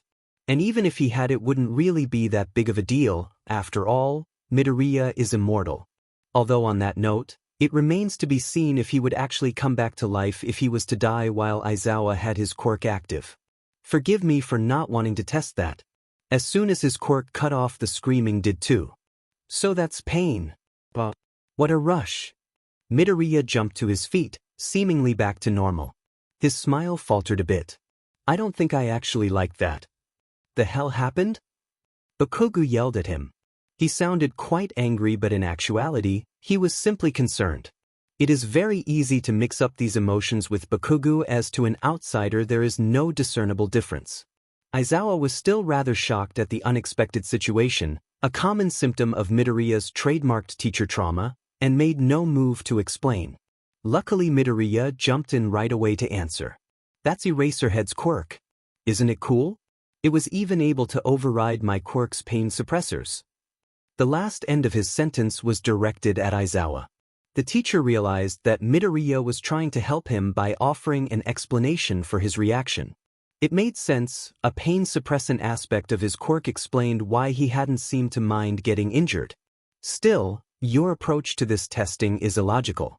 Do you intend to become incapacitated and have someone save you? Mr. Aizawa, sir, I'm simply trying to show you what I can do. Also, as a part of my quirk, I can heal myself when I need to. That wasn't on your file. And it really should have been, Aizawa thought. He was going to have a talk with whoever decided that it would be a good idea to ignore that crucial information and nearly cause him to have a heart attack. Midoriya shrugged. Well, I don't really need to worry too much about being safe or taking it easy, because thanks to my quirk there's not much of a downside to going full on plus ultra all the time. Aizawa did not have a proper rebuttal to this, and still being a little rattled as it was, he simply sighed and put a hand to his temple. Fair enough. How? Bakugo screamed and launched himself at Midoriya upon seeing the scoreboard. Aizawa, having expected this reaction and knowing how it would turn out, had his capture weapon at the ready and used it to restrain the explosive boy. There will be no murder today. Bakugo squirmed against his bonds, desperately attempting to reach Midoriya. The funny thing was, neither of them got first place. That honor belonged to Todoroki. But the slight difference between third place and fourth was enough to make Bakugo explode, literally, with anger. In your face. Midoriya taunted, only angering Bakugo more. Midoriya, I would greatly appreciate it if you do not provoke the exploding child. But it's fun. No, Aizawa sighed and turned to the rest of the class. Also, I was lying about expelling someone. Only because Hagakure got last instead of Mineta. He thought. Oh well, I'm sure there will be plenty more chances to expel him. Just a logical ruse, he continued, to the chagrin of the class. Anyways, we're done here. Get to lunch. Go on without me, I got to take care of this. Midoriya waved a broken arm at Bakugo. Save me a spot. Yeah, sure, whatever. Bakugo looked at his arm with disgust. Just make it quick, I don't want to hang around with these nerds for very long. Does poor Kaken not want to make friends? Midoriya mocked. You better effing hurry before I decide to speed along the process myself. He growled. Midoriya simply laughed before skipping off to find a bathroom in which to kill himself. Hey! Bakugo turned his head to see Uraraka waving him over. It wasn't like he wanted to go sit by her, it was simply out of convenience and the lack of empty tables. Still, he found himself carrying his tray over to where she and Ito were sitting. The hell do you want, roundface? Uraraka, she corrected, unfazed. And you're Kaken, right? She wiggled an eyebrow mischievously. Shut up, stupid round-face dash. Uraraka. Can't call me that. Language. Ida interjected. But isn't that what Midoriya called you? She asked, feigning ignorance. That he Bakugo sputtered. He doesn't count. Oh. Uraraka put a hand to her mouth. Don't tell me, is he your boyfriend? Bakugo scrunched his face up in utter disgust. EW. Hell no. That would. Why are you laughing at me, Beach? Uraraka was in fact laughing to the point of choking on the sip of water she had unwisely taken only moments after asking. This was because Bakugo's expression was like that of someone who had been expecting a mouthful of water but was instead treated to the taste of spoiled milk. With a bug in it. Sorry. Uraraka struggled to regain control of her lungs. I'll stop messing with you now, I swear. That would be advisable. Ida said. It is not very heroic to mock your friends. Who said I'm friends with you, Prissy Bisudi? Bakugo sneered. Ida's jaw dropped. Why you dash? So. Uraraka intercepted. Where is Midoriya? I thought he'd be with you. Nerd had to go clean up from the testing. His quirk has a healing aspect, doesn't it? Good thing too, I remember watching him get crushed in the entrance exam. I thought he was dead for sure. She gasped. Wait. You're the exploding demon he was talking about. Bakugo rolled his eyes. Anyways, you didn't seem too concerned about his injuries. Does that happen a lot? Way too effing often, Bakugo muttered. How does his quirk work? Ida asked, having recovered from his profanity-induced shock. I haven't seen him heal himself, so I assume there is some kind of prerequisite needed, but I am unsure as to what. Why am I even talking to you extras? Bakugo asked, dodging the question. 'Cause Midoriya's not here and you're bored, Uraraka said. It was completely true and he knew it, but Bakugo being Bakugo, there was no way he would admit it. He was unable to think of a clever rebuttal, which, while uncommon, was not necessarily unheard of for Bakugo. Shut up. He eventually grumbled. She did not.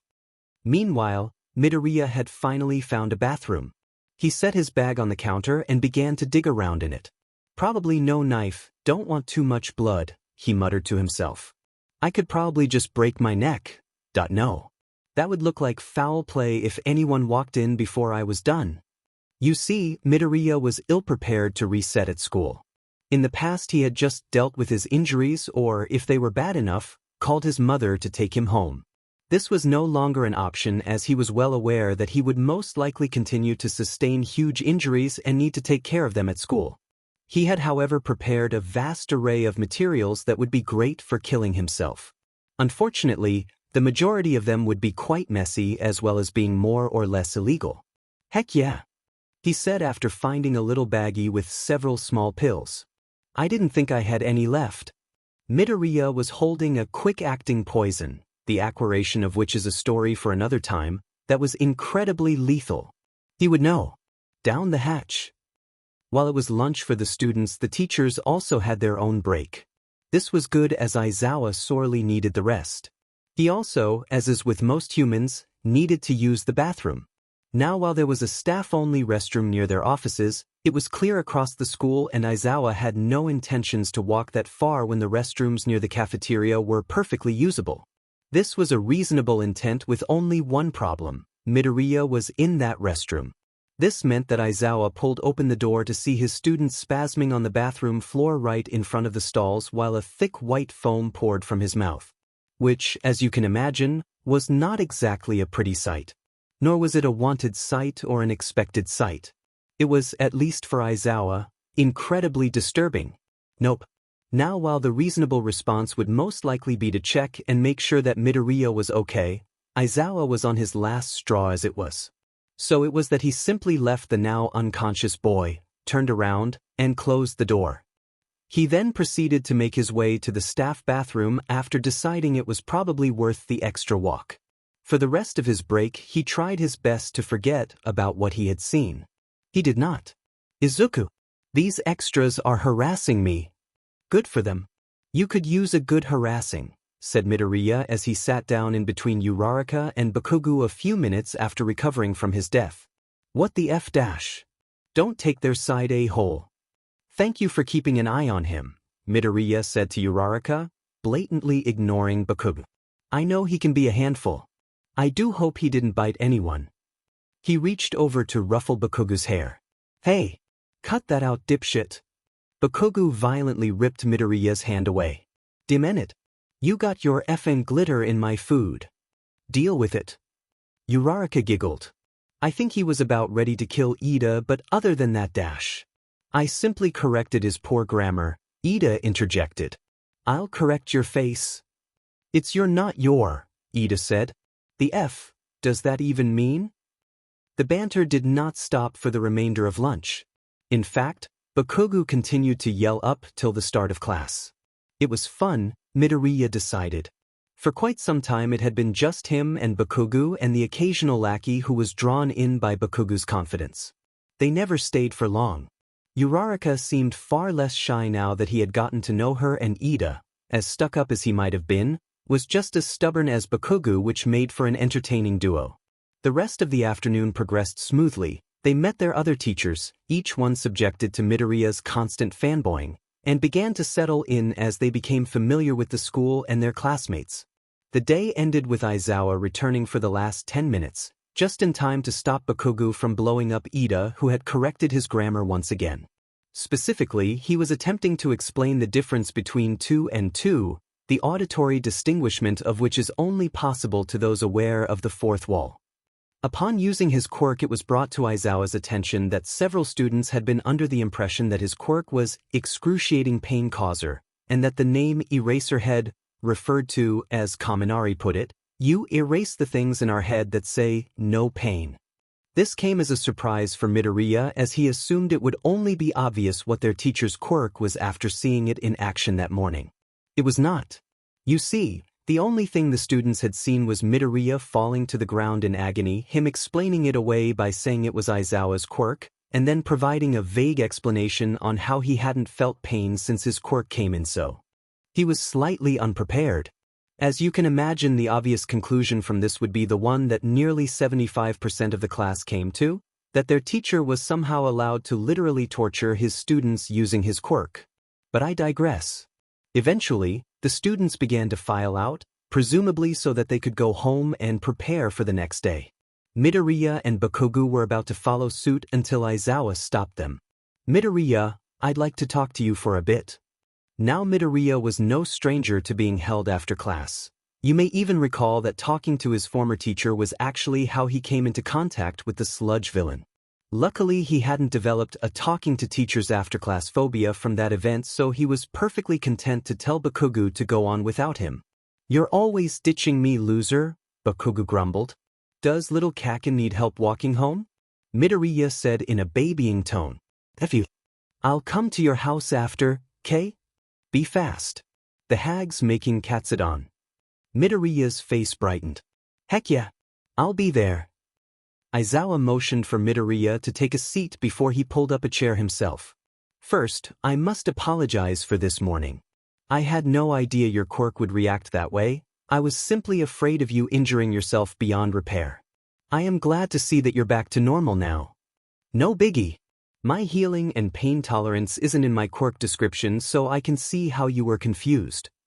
Midoriya waved away his teacher's concern, which is a serious oversight in itself. Only sometimes. Aizawa shook his head. As long as you're okay, I suppose. Midoriya bounced in his seat, which, in a way, proved his okayness. The second thing I wanted to discuss is your hero costume. He pulled out a sheet of paper showing the official blueprint for the design he and Bakugo had decided on nearly 6 weeks prior. I apologize for interrupting the scene with Aizawa, as I'm sure you would find it absolutely hilarious. However, I feel it necessary to commence a slight flashback so that you might know exactly how the design for Midoriya's costume came to fruition. As such, I will now turn your attention to roughly a month and a half before the first day of school, specifically to the moment in which Midoriya was showing his friend his costume plan. It's trash, said Bakugo as he examined Midoriya's sketch. What? I thought it looked good. Bakugo scoffed. Not even a little bit. The colors are all wrong, the style is so unflattering, and don't get me started on that train wreck of a face covering. Yeah, well, what do you know about fashion anyway? I think it looks great. Aizu, my parents are literally designers. I think I know a thing or two about style. Fine then. How would you do it? Midoriya crossed his arms. Bakugo whipped out a pencil and began to scribble over the design. Oi! Midoriya squeaked. First, out with that hoodie. It looks like a shitty Easter Bunny cosplay. I thought it was cool. For a 5-year-old maybe, but this will be your costume for the rest of your life and I am not gonna let you go looking like a green All Might wannabe. Ouch. The color coordination is all wrong. Without the hoodie, you'll look like a stick of boiled broccoli. Why on earth did you put so much green? I dunno, Midoriya rolled his eyes. Maybe 'cause it's like my color? So you use it as an accent. Here, Bakugo added a few notes to the drawing. Switch the black and green. The black won't stand out as much for stealth missions and then the green just adds to the overall design. That's not actually half bad. That's what you get for doubting me, dumbass. Any other suggestions? Bakugo grinned wickedly. Should I be concerned? Hell no. You should be thankful. He turned his attention back to the paper and began to fix it once more at a frantic rate that matched his tone. Out with the shoulder pads, literally why? Well, I thought dash. Don't care. Mouthguard thing also has to go. No need for some demented smile thing that does absolutely nothing. Hold up. Midoriya interjected. I need something for my face. No, you don't. Wah, but even you have a mask. Listen closely, Aizu, 'cause I'm only going to say this once. You don't need a mask. What dash? Shut up. The only benefit to a mask is to keep your identity safe, stylistic preference, and to intimidate villains. Bakugo held up a finger to emphasize each point. You're immortal and I know you don't care about style, so that's out, and you don't need to worry about the rest. Wait, what do you mean? Bakugo groaned. Are you really gonna make me spell this out for you? I think at this point clarification is necessary, yes. You can already be intimidating when you want to. You don't need a mask for that. Not that this stupid smile mouthguard would accomplish that anyways. What? Kak and I am most definitely not intimidating. Well, not typically. Bakugo threw his hands in the air. But like, sometimes when you're said or something you get all threatening and it's freaky. You like smile really wide and you kinda look like you want to eat someone, and sometimes it's during a fight so there's just like blood trickling down your face. It's seriously messed up. Midoriya blinked. Kaken, was that an attempt at a compliment? I would like to interrupt and say that typically calling a person's face, and I quote, freaky, is not normally regarded as a compliment, but as it is Bakugo we are talking about that's about as close as he gets. Hell no. I'm just proving my point. Got it? So no mask. Exactly. But you think my face is intimidating? I'm moving on. Yeah, alright, that's fair. These gloves are dumb. Do you want to look like a hedgehog? What? Midoriya asked, confused as most people would be, on how having gloves could in any way, shape, or form warrant being compared to a hedgehog. Sonic. Keep up, Bakugo said. Make them fitted and a little longer, halfway to your elbows. And put some knuckle dusters in them too, to give you punches a little zest. I must correct Bakugo as zest was perhaps not the best word to use in this situation, rather one could use blood, pain, or if you're feeling adventurous, both physical and mental turmoil. This is because these are all perfectly reasonable products of knuckle dusters whereas zest is not. Okay. Colors still SCK. Make them red like your shoes. Are you done yet? Nope. Maybe if you hadn't had such a shitty design in the first place I wouldn't have to change so much. Midoriya sighed. Fine. Just hurry up would ya? Gotta get rid of the sleeves too dash. Say what?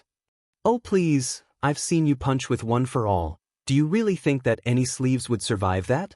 Hey, you just want me to match you. So?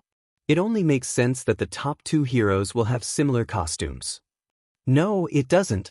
That is the stupidest thing I've ever heard, although I'm flattered that you'd be willing to match the number 1 hero. That takes a lot of confidence. Udamas, I'm going to be the number 1 hero. Sure you are. Bakugo growled and pushed his chair back.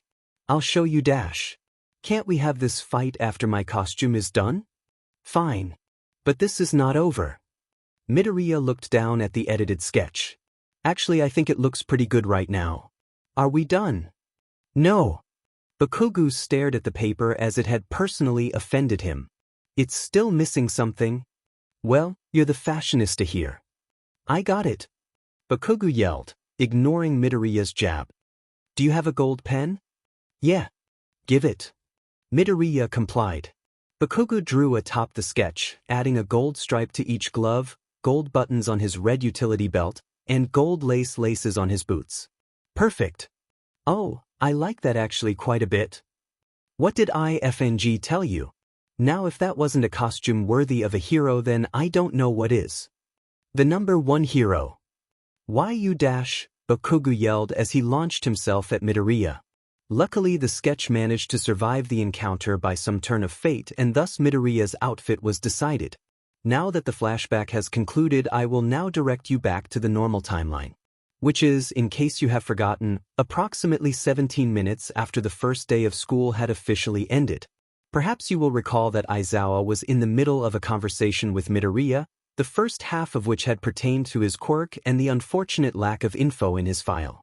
If you did not recall this, then I hope you do now, seeing as how I just told you. The second thing I wanted to discuss is your hero costume, Aizawa said. Oh, I think I might know what the issue is. Thank goodness. I was worried that you were just going to go ahead with this without talking about it with the teacher. Midoriya laughed. Definitely not my intention. I just totally spaced the fact that I should probably see what your thoughts are before we actually have to use costumes tomorrow. I think that would be wise. Super wise. The two sat in silence for a moment, neither knowing how to start the topic. Now fun fact, both Midoriya and Aizawa were aware of the fact that they both were thinking of the same thing, but neither was aware that this awareness was actually false and that they were in fact thinking of entirely different things. However, this did mean that they were still better off than you are now, not being aware of either thing they were thinking about. I know, of course, but seeing as how I haven't told you yet, it is impossible for you to know. You are most likely wondering why I haven't done that by now. The answer is something called suspense. It is a feeling that one gets after being led on and expecting to receive some form of a conclusion, and you might be feeling it right now. I do, however, understand how such dramatic effects can be considered to be quite annoying, and I despise being seen as rude, so I will now continue this retelling and hope that you do not hate me now. So, Midoriya said awkwardly after a moment. I guess I was hoping you'd be okay with how my costume was actually sewn by my mother. Obviously, I'll eventually have to get a school-supported designer to redo it with high-quality material, but I was hoping I'll be able to wear it for the time being. Wait, you're worried about being able to wear the costume your mother made? Yes. Midoriya, that is not what I needed to talk to you about. No? That's good, I really wanted to wear it, and wait, not good. What did you want to talk to me about? Midoriya said in confusion. Yes, well, it's really not a problem that your mother made it. No, I wanted to talk to you about the equipment you asked the support course for. Oh. Ironically, was all that Aizawa had said upon seeing the list himself. I have a few issues with some of the things. Aizawa looked back at the paper and cleared his throat. Let's start with this one. A razor in the collar of the outfit which, and I quote, can fly into my jugular when I push one button or fly out at my enemies if I push a different button. Aizawa looked at Midoriya, who shifted awkwardly in his seat. Why? Using it on villains, okay, I can see that, but why on earth would you have an option for it to go into your own throat? Oh. You see, I can't feel pain. Yes. I am painfully aware of that fact. However, that does not answer my question. What if you hit the wrong button by accident? I can assure you that I would be fine. You would die. Midoriya shrugged. This was very concerning to Aizawa, who did not like the implications of a student shrugging after being told they would die. He decided to just ignore that and continue. And that's not it. Cyanide pills in the pocket of your utility belt? What do you even plan on doing with those? Shove them down the throats of villains? Because that would be very, very difficult and also very, very illegal. I have no plans to give them to villains, Midoriya answered. Then who dash? Me. What? Any other issues, or is that all? Is that all the— Of course, there's more. All right, let's hear it. Wiring in the interior of the costume that essentially makes you into a human taser? So that when I touch the villains they'll get electrocuted. Midoriya said happily. He was actually quite proud of that one. Yes, but so will you. Can't feel pain, Midoriya reminded. But dash. Can't feel pain. Aizawa sighed. And then, a gun? Really, Midoriya? You really want a gun? Yes. No. Midoriya rolled his eyes. Snipe gets one. Why can't I have one? It's part of his quirk. Mine too, Midoriya muttered. What? So my healing. I can do it, but there are certain requirements. Do I want to know? Midoriya pointed at the paper. Gun. Gun. Gun. Aizawa did not know how to respond to this, so he simply moved on. A canister of knockout gas. He raised his eyebrow. Which, while it might be useful against villains, I feel the need to reiterate that it would also affect you. Oh, that one I actually have a good reason for. Midoriya said excitedly. I can't pass. Out. What? Aizawa said. I literally saw your unconscious body during lunch. Midoriya thought back to that day's lunch in which he had killed himself in a public bathroom. Oh, you saw that? Yeah, I saw that. Well, I can promise you that I was not unconscious, Midoriya answered honestly. Then what dash? Anyways, it's already been approved, so I don't think you can do anything about it. Who the hell approved this? All Might. Of course. Aizawa buried his head in his hands. Why wouldn't he? He looked back at Midoriya. Please tell me you at least have good insurance so the school doesn't have to pay for your inevitable demise. Actually, most insurance companies stopped working with us a few years back. Why am I not surprised? That's only rational. Yeah, something about too much collateral damage. But it's fine. My mom's a lawyer, so it's not a problem. Too much collateral? You know what? I don't want to know. Can I go now? I'm going to the Bakugus for dinner. Please. Aizawa waved a hand. Just leave. Midoriya did. Nedzu, I'm going to die, Aizawa said as he walked into the principal's office without so much as knocking, which was very impolite but also understandable considering the situation. I am quite literally going to die. I take it you've acquainted yourself with Midoriya? He can't feel pain. I'm aware. And you didn't think to tell me? You found out eventually, didn't you? Yes, after using my quirk on him and causing half the class to think I had the ability to cause excruciating pain at any given moment. Keep them on their toes, I always say, Nedzu said. He attacked another student. He and Bakugu are on good terms. I'm sure no real harm was intended. He broke over a dozen bones just today. And healed all of them as well. He wants a gun, Aizawa was nearly pleading. I've already verified his permit. He passed out in the bathroom and was foaming at the mouth? Yes, about that, why didn't you check to make sure that he was okay? Nedzu, of course, was well aware of the events that transpired earlier that day because of his constant monitoring of the cameras. He also was not concerned considering he knew about Midoriya's quirk, but it was still a little strange to watch the teacher simply leave the dying boy. Aizawa rolled his eyes. Please. This is a crackfic, even I can't be rational all the time. The two sat in silence following Aizawa's declaration. Finally, he spoke up once more. Can I get a raise? The principal dissolved into a mess of maniacal laughter. The crazed sounds stopped abruptly as Nedzu looked up and stared directly into Aizawa's eyes. No. Second day of school. I am here. To educate the future generation. Oh my goodness, it's All Might. Midoriya squealed. Bakugu turned in his chair to look at him. What the hell? You already knew he was going to teach here? Yeah, but I forgot, Midoriya said. Bakugu groaned exasperatedly. What?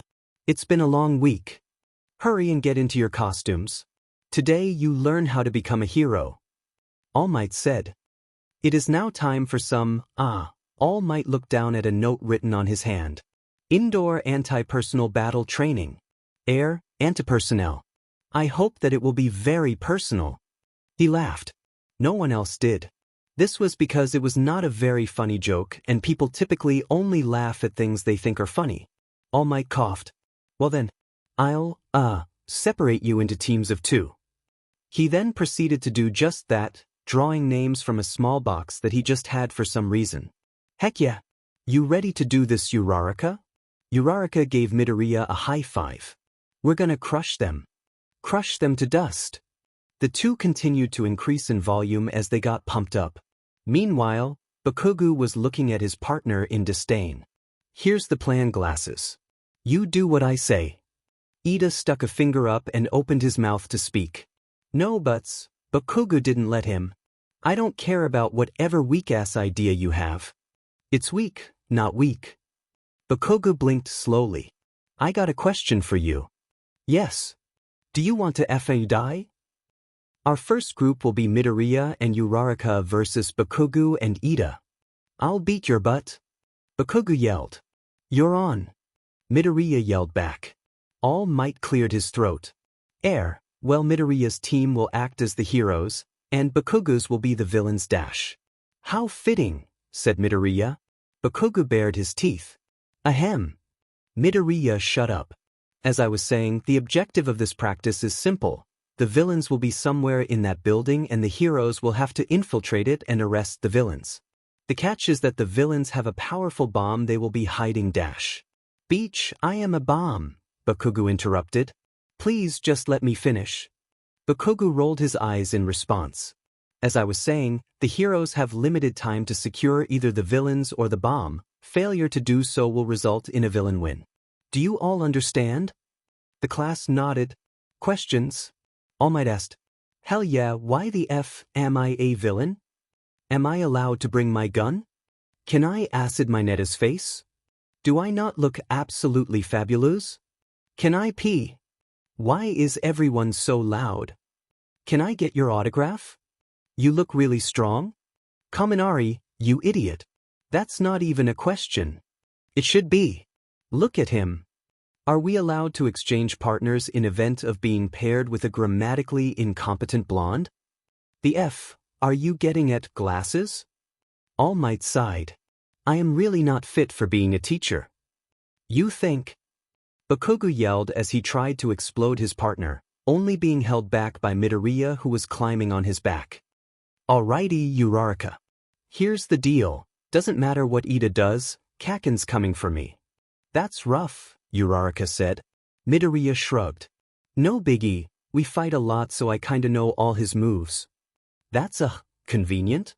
Uraraka sounded confused, still not totally used to the strange relationship that was Midoriya and Bakugo's friendship. This made sense. Few people did understand them, and by few people, I really mean that no one did, not even they themselves. The simple truth was that Bakugo just really liked to fight people and was entirely willing to take advantage of non-existent consequences that came from fighting Midoriya. And Midoriya enjoyed expending his overabundance of frantic energy by occasionally, and by occasionally I really mean constantly, beating some sense into Bakugo. There was of course more to it than that, but a full psychoanalysis of them would be quite lengthy. And frankly still very confusing. Anyways, I have a plan. Midoriya grinned at Uraraka with a too wide smile, and suddenly she was far too grateful that Midoriya was on her team. Meanwhile, Ida was failing to convince Bakugo to not attack Midoriya. I'm just saying it's far too expected. Can't you at least try to come up with a reasonable plan? Oi, brickhead, Izuku's going to know I want to go after him, Bakugo said. Then why dash? Don't interrupt me, Mr. Karate Kid, Bakugo said, interrupting Ida. Anyways, he knows I'll go after him and he knows I know it, so reasonably he knows that I won't. You won't. No, dumbass. Of course I will. He's expecting me to know that he knows that I'll go after him and therefore to not go after him, so he won't be expecting me to go after him because he knows that I want to go after him. Geez, can't you at least try to keep up? I'm gonna go get ready to attack him now. You better not let Round Face get that bomb. See you soon. Midoriya waved at Uraraka as she rounded the corner. After a moment he walked into the building, waiting patiently for Bakugo to show up. He didn't take long. Hey Akakin, fancy seeing you here. DMN it. Bakugo stepped out into the open. How'd you know I'd come for you? Simple. I knew you wanted to, and I knew that you knew that I knew you wanted to, and so I knew that you would come after me, not knowing that I knew you would. Bakugo nodded. Of course I should have known. Not that it changes anything, I'm still going to beat you. Midoriya tugged on his gloves. We'll see about that. Bakugo charged. Midoriya caught the punch in his hand with ease. So predictable Kakin. Always starting with a right hook. He shook his head in mock disappointment. And you still haven't learned how to FNG dodge. Bakugo jeered as he forced open his fist and let out a quirk-powered explosion. The blast forced Midoriya across the room, and he slammed into the wall with enough force to shake the building. Sheet! He yelled as he brushed some loose rubble off his head. You broke a rib, fuckface. You have such a potty mouth when you fight, Bakugo said, a touch of humor in his voice. Midoriya laughed and jumped back up, spitting out some blood as he did. I learned from the best. DMN straight. You sure you're up for this, Kakin? I don't plan on going easy. Midoriya tilted his head and widened his stance. Bakugo grinned. I wouldn't want it any other way. Well then, may the best man win. The two boys collided. Wow. They sure are intense, Mina said in awe as she and the rest of the class watched the footage of the fight. They look feral, said Yaoyorozu as Bakugo body slammed Midoriya. I know. It's so manly. Kirishima practically squealed. Yaoyorozu stared at him. That's not really what I meant. All Might, sir? Kaminari said. We're not going to be expected to go all out like that, right? 'Cause I kinda have this slight problem with my brain cells and quirk overuse. No. Young Midoriya and Bakugo are exception. The class watched in silence for another minute. They all collectively winced as they watched Midoriya throw a punch into Bakugo's gut and did not stop wincing as Bakugo retaliated with a wicked uppercut that quite literally caused Midoriya to fly several feet into the air. Now to the typical outsider, of which the class was entirely composed, this fight was starting to look like a mostly one-sided beating of Midoriya by Bakugo. This was not true, of course. As Midoriya was immortal, it was actually Bakugo who was in a bad position. Unfortunately, this was difficult for most people to realize. Don't you think you should stop them? That looks pretty rough, Ojiro asked hesitantly. All Might hummed. Perhaps you're right. He turned on the intercom that was hooked up to the building. Young Midoriya, please take it down a bit and refrain from causing serious injury to Bakugo. The rest of the class stared at All Might. What?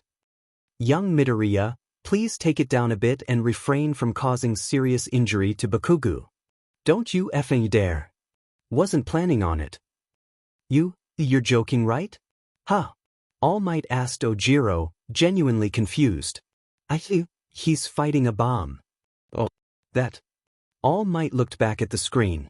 Yes, well, I'm sure that Midoriya can handle it. Ojiro blinked. He then decided that this was a conversation that he did not think he could handle, no matter how much his morals told him to make sure his incompetent teacher did not get a fellow classmate literally murdered. Now, All Might was not incompetent, at least not in this retrospect, and was in fact completely aware that Midoriya's demise was entirely possible. However, after spending several months training the boy, he had come to the conclusion that this was not a problem. Not because he disliked Midoriya, quite the opposite, but rather because Midoriya was immortal, so him dying was entirely okay and actually really normal. Unfortunately, the rest of the class was not aware of this, which had the undesired consequence of them all being in shock at the idea that the number one hero, their childhood idol, their literal teacher, did not care about whether or not Midoriya died. I don't mean to be rude, All Might, Yaoyorozu started. But I really don't think that this level of violence is okay.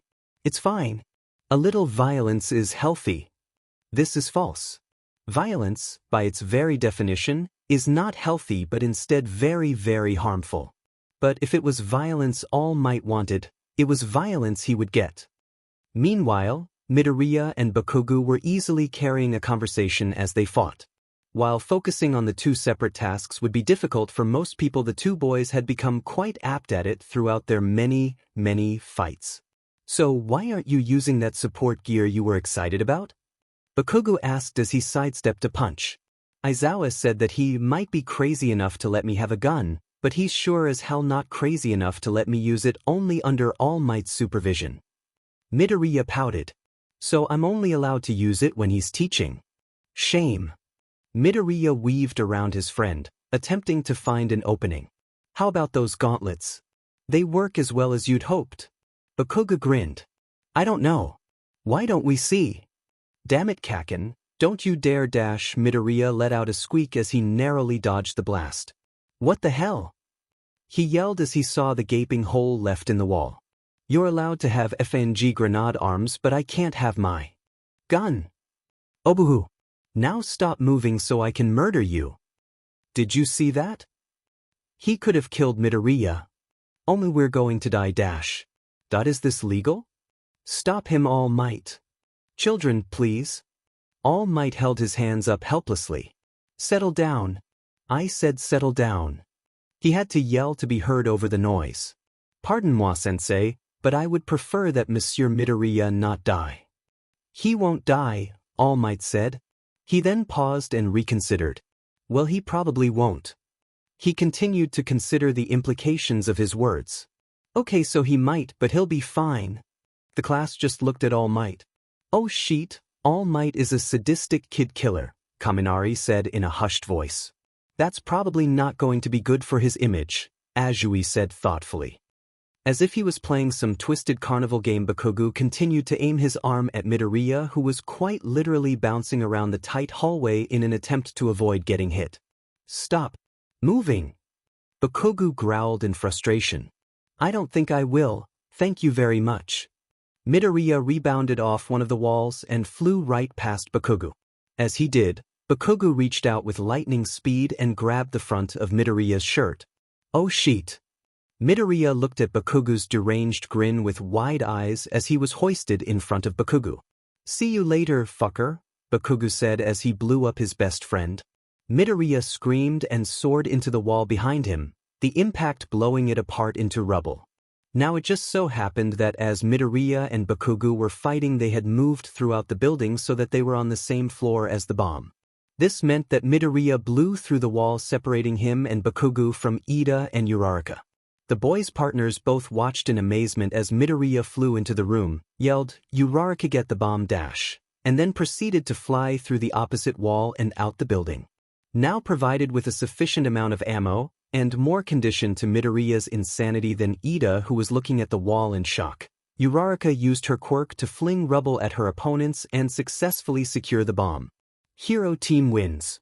All Might yelled, voice crackling on the speaker. Hero team wins. The class erupted into insanity. Is Midoriya dead? He was. The class was in the middle of berating both All Might for not stopping the fight, and Bakugo for blowing up his friend. I wouldn't have done it to any of you extra fuckers, I knew he could take it. When Midoriya walked in. Did we win? He looked no worse for wear other than a smudge of soot on his cheek and an unreasonable amount of glitter falling off him. You effing cheated. Nice job, Uraraka. Midoriya said, correctly surmising from Bakugo's anger that they had won. Thanks. I couldn't have done it without that rubble you made. Oh, I'm sure you would have found a way. Your quirk is versatile enough. You're alive? Midoriya looked at a very shocked Mineta. He looked down at himself. He looked back at Mineta. No, he said in a monotone voice. Bakugo smacked Midoriya upside the head. Stop being stupid, Aizu. It's a stupid question. Perhaps, Ida interrupted. A better question would be, how are you alive? I am also curious seeing how I saw you fly through 2 walls down to the ground 5 stories below and then walk in with no injuries to speak of. The glitter cushioned my fall. What? The class exploded in confusion once again. Not literally, mind you, That would be unfortunate considering how only one of them was able to survive explosions and Midoriya had already done that this day and didn't want to again. Specifically, the class was confused as to where the glitter came from, how it possibly cushioned his fall, and just overall what the hell happened. They would receive no answers. "Oh, would you look at that?" All Might bellowed. "It's time for the next group to go." It took several long minutes to calm the class down enough to get to that point, but eventually the rest of the students had their turn and the lesson proceeded with no more murders, which was probably a good thing. "I'm just saying that if I ate a bear that would make me the alpha consumer," Bakugo said adamantly as he and Midoriya walked to the school. "Oh no, I totally get it, just keep in mind that eating a bear might be illegal." "When has that ever stopped me?" "Touché. Anyways, let me know if you find a bear." The two boys neared the school and were about half a block away when Midoriya paused and looked at some bushes. Actually, he was looking into the bushes, not at them. Uraraka? Uraraka, who seemed to be hiding in the aforementioned bush, turned and shushed Midoriya. "The F, are you doing round face?" Ida, who was also buried in the bush, stuck his head out and also shushed them. "Ida?" Midoriya asked, surprised. Both Ida and Uraraka shushed him very loudly. So loudly that it was in fact louder than the sound of Midoriya talking, which was kinda stupid. "Shut up. You're going to blow our cover." What cover?" Uraraka rolled her eyes. "We're hiding." Midoriya looked around. He saw nothing out of the ordinary. "From what?" "Them," Uraraka said ominously before pointing to the front of the school. Midoriya and Bakugo looked at the wild herd of reporters she had indicated. "Uraraka, those just look like some harmless reporters." Ida began to laugh hysterically. "Harmless? Those are the most dangerous invasive species known to man. Observe as they hunt the native student." The children watched as Mineta approached the gate, presumably in order to get to class. They all gasped as he was swarmed by dozens of reporters and their camera companions. The boy struggled against the tide but was overtaken by the sheer numbers and ferocity shown by the creatures. His shrill scream rang through the area, carrying over even the sound of nearby traffic and interrogative well-dressed journalists. Finally, his shouts died out abruptly and the reporters slowly dispersed back to wandering around the gate. Mineta was nowhere to be found. "Oh shit," Bakugo said, stunned. "You see why we have to hide?"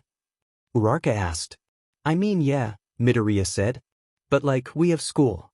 I don't think Aizawa will accept fear of cameras as a valid excuse." "Sides," Bakugo said, continuing Midoriya's argument. "We'll have to get used to this type of thing for once we go pro. While I agree that attending class is a noble goal, one cannot simply waltz through a pack of hungry reporters." Ida said. "Well, not without distraction you can't," Midoriya said. "You don't mean dash," Uraraka said, worried. "Don't worry, I've dealt with reporters before. I'll be fine." Midoriya had in fact dealt with reporters before. This is because there had been several times he had accidentally died in public and caused a bit of an uproar. Typically a reporter had come by in order to cover the event and Midoriya found that if he talked to the reporter as if he was simply a bystander, then he was less likely to be recognized as the actual person who had died. Ida wiped away a tear. "Your sacrifice will not be in vain. Kaken will make sure you two make it past the stragglers safely." "Like hell I will dash." Midoriya glared at Bakugo. "Fine. You extras better carry your weight though or I'll leave you behind." Satisfied that his friends would make it to class safely, Midoriya turned and with a bounce in his step, walked right up to the journalists. "What a fool," Ida said softly in a mixture of awe and fear. "You there?" The reporter moved his microphone into Midoriya's face, who didn't so much as flinch. "Tell me what it's like being a student of UA." Midoriya's face split into a huge grin. "I'd love to." "What? You would?" "Absolutely. In fact, I'd love to tell everyone here anything they want to know." The reporters perked up, smelling blood. They surged forward and converged around Midoriya, each one asking a different question. "What year are you? How is All Might as a teacher? Is it true that Nedzu and Midnight are in a secret relationship? Why the hell are you covered in glitter? Tell us about the symbol of peace. Midoriya held up his hands. Hold up. One question at a time, please. He looked over the shoulders of the crowd and made eye contact with Bakugo. He subtly tilted his head. Bakugo took the hint and led Ida and Uraraka, sneaking around the perimeter of the gathering reporters. He let out a few small explosions to deter the lingering pests who hissed at the light, much like vampires. These specific reporters were not actually vampires. I'm sure that some reporters are, but these ones weren't. They were just typical press parasites. Nothing more. The three students made it to the gate without any real opposition and watched as the gate slammed behind them as a man got a little too close. Oh man, I thought we were dead, Uraraka said in awe. Thanks for the help, Bakugo. Whatever. Will Midoriya be alright? I am concerned that he might cease to exist after this encounter, Ida said. As if the Bizu would ever give me the satisfaction of leaving this realm. That, it seemed, was good enough of an answer for Ida. The three children walked into their classroom to find it almost completely empty. Hey, Black Eyes! Bakugo yelled at the only other student. Where the F is everyone else? Probably stuck hiding from the reporters, Ashido said. If you don't mind me asking, how did you make it through? Ida asked. We only managed upon utilizing Midoriya's brave sacrifice. He sniffed. My apologies, I'm still emotional about the whole situation. Easy. I just answered their questions. You talked to them? Uraraka asked in shock. Sure. All they wanted to know was about All Might. I told a couple of them about that hero training exercise we did and then excused myself to go to class. What did you tell them about it? Reporters only let you go after getting juicy information, Ida said. Oh, I just told them how he's a sadistic monster that enjoys watching children get blown up and pitting them against their friends in battles to the death. Ida, Uraraka, and Bakugo were quiet for a solid minute. What? Ida eventually said, chopping his arms frantically in a spastic fit. That was that bad? Ashido asked hesitantly. Is this about the situation with Midoriya? Uraraka asked. You don't get it. Ashido said. It was scary. He was getting all exploded and All Might was all like, exploding will make you a great hero someday. It was terrifying. Bakugo rolled his eyes. Please. The beach was fine. I don't see what the big deal was. Can we please not sully his memory so soon after his passing?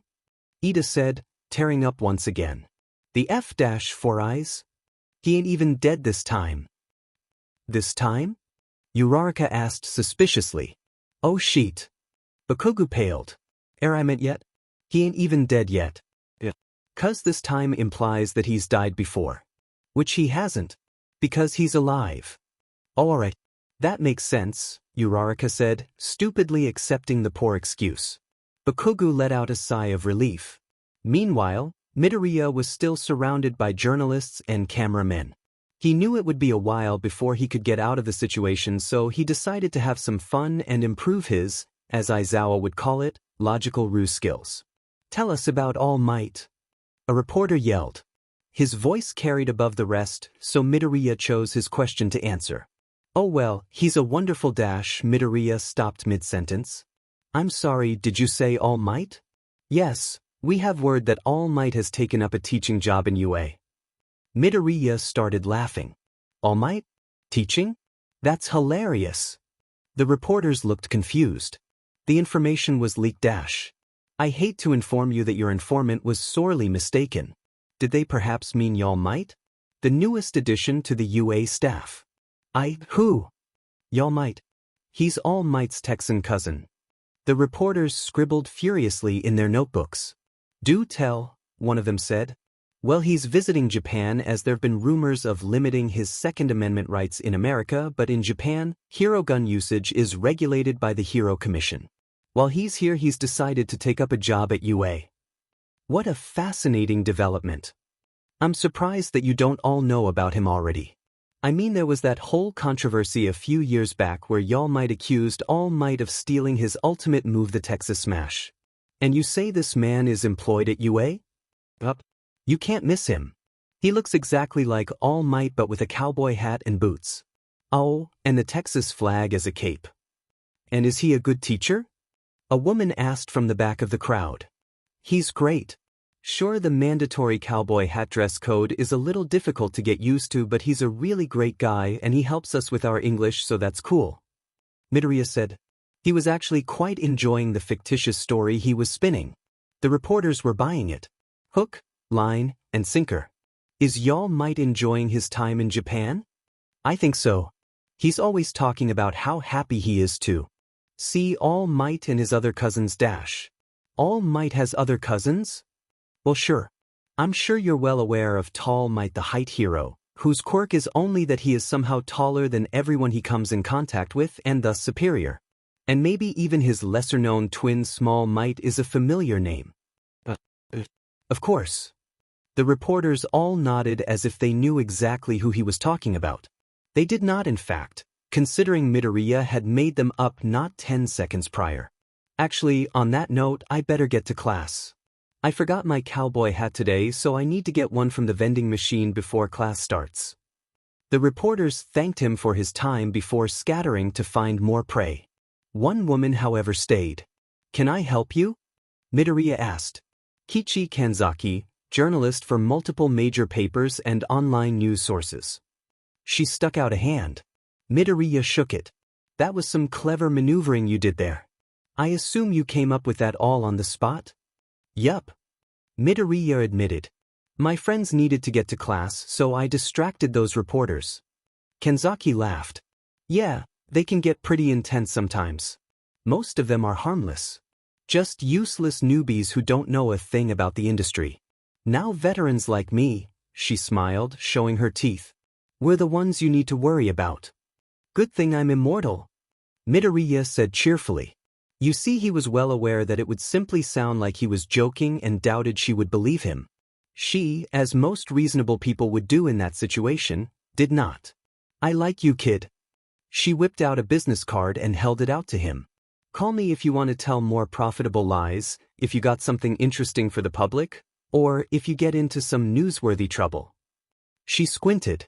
You seem like the type to get into lots of messes. Midoriya laughed. You got me there. He took the card and then, after rummaging around his bag for a bit, pulled out one of his own. The reporter took it. Oh, gold embossed. Nice touch. Thank you. I really better go to class now. See you around. She waved to Midoriya before turning to go home and prepare a story on the All Might scandal. It was 5 minutes to class, and yet Bakugo, Ida, Uraraka, and Ashido were still the only ones there. Do you think the reporters ate everyone else? Ashido asked. Don't be stupid, Bakugo sneered. Everyone knows reporters degrade your mind until it's a brain smoothie sloshing around in your skull. Uraraka winced.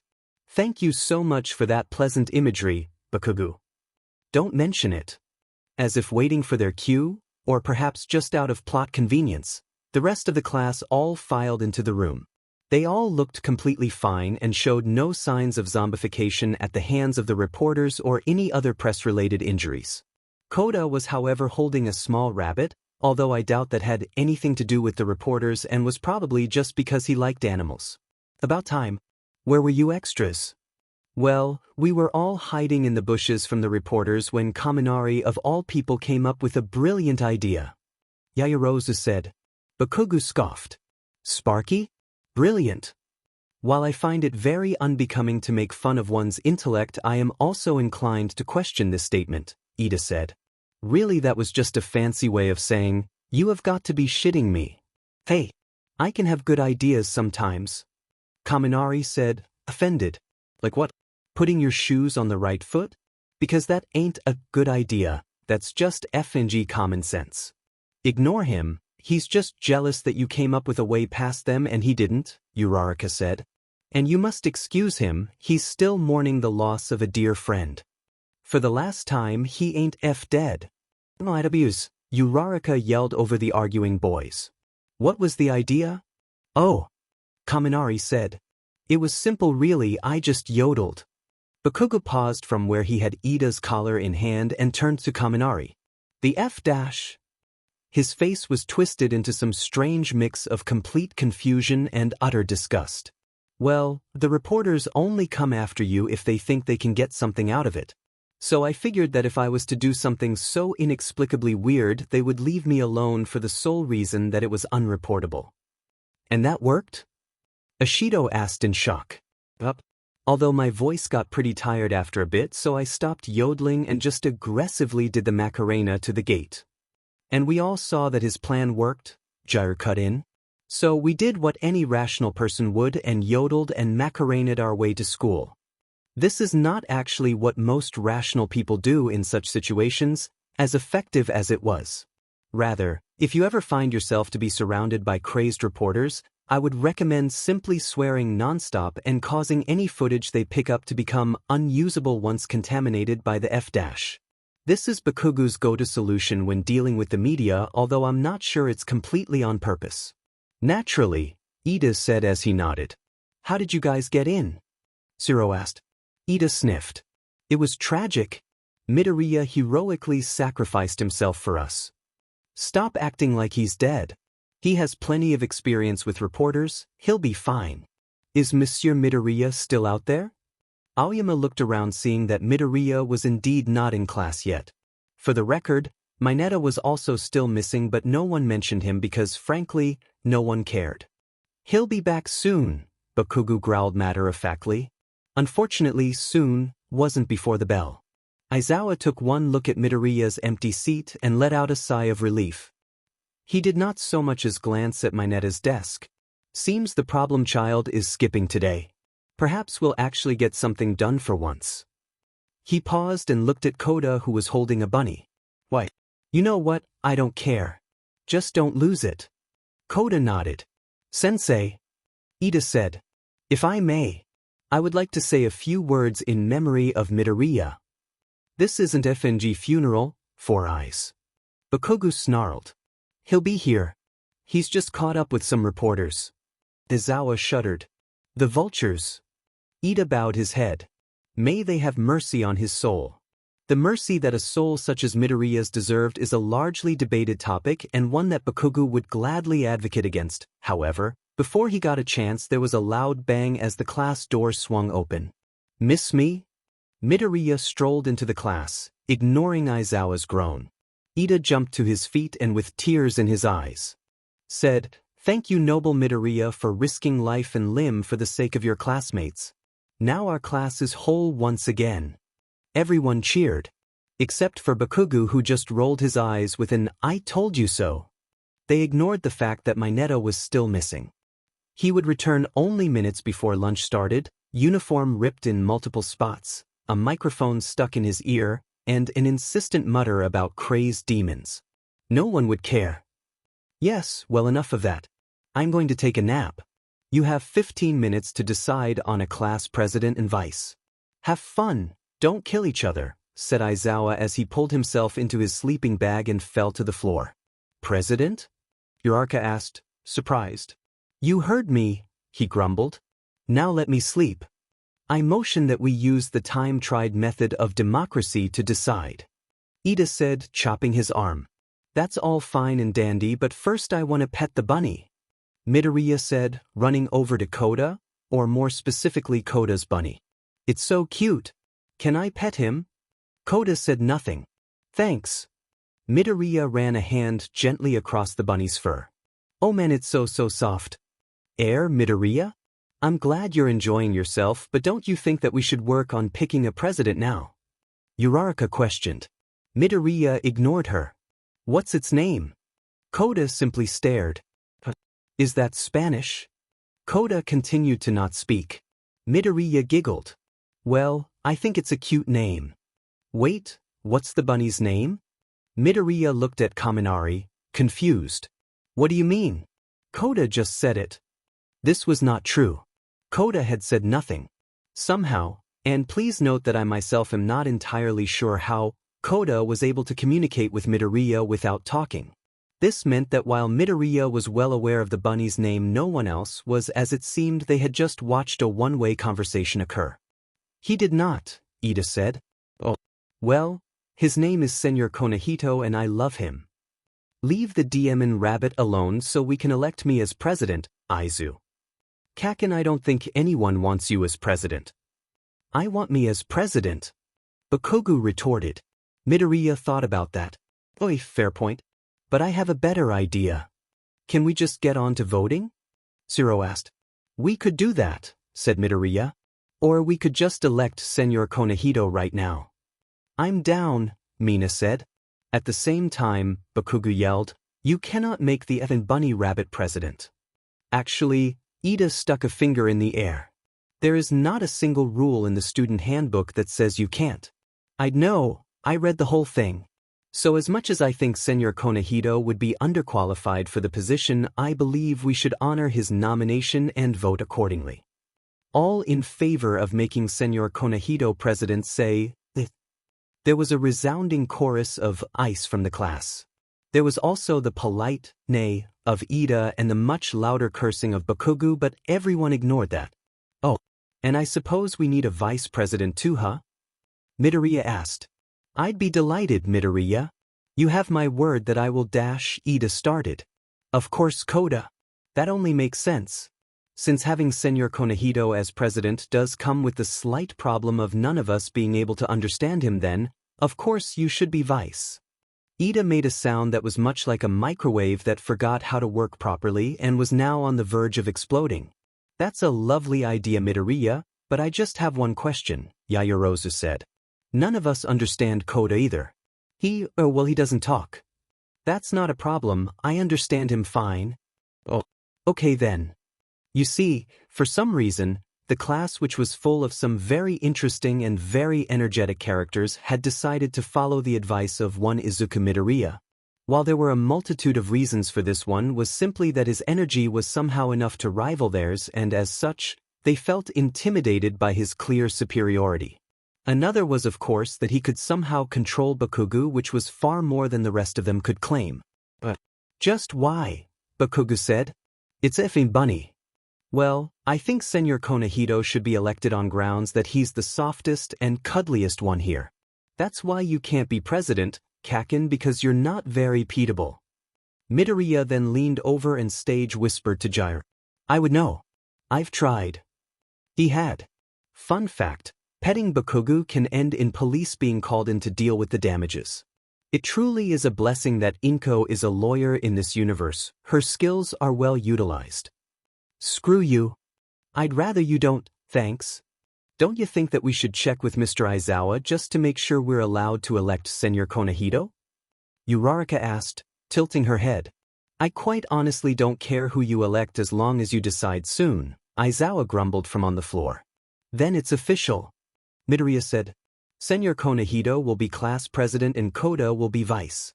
If I may, Midoriya, Ida said, I think some regulation is necessary for a government such as this. Oh, all right, you can be the president's assistant. Don't suppose I could be the acting president instead? Wow, Ida. I can't believe you. That's Senor Konehito's position. Don't be greedy. He's a bunny, Ida said on the verge of tears. And you're a cyborg amalgamation of a teenager that runs on orange juice. What of it? Nothing. Would you rather be the president's secretary? How about the junior president? Would you like that better? Midoriya asked with a bit of snark in his tone. Now I'd feel the need to let you know that this was not typical attitude of Midoriya, however, he just really liked rabbits. That is quite honestly the only excuse. Ida lowered his head. President's assistant is fine.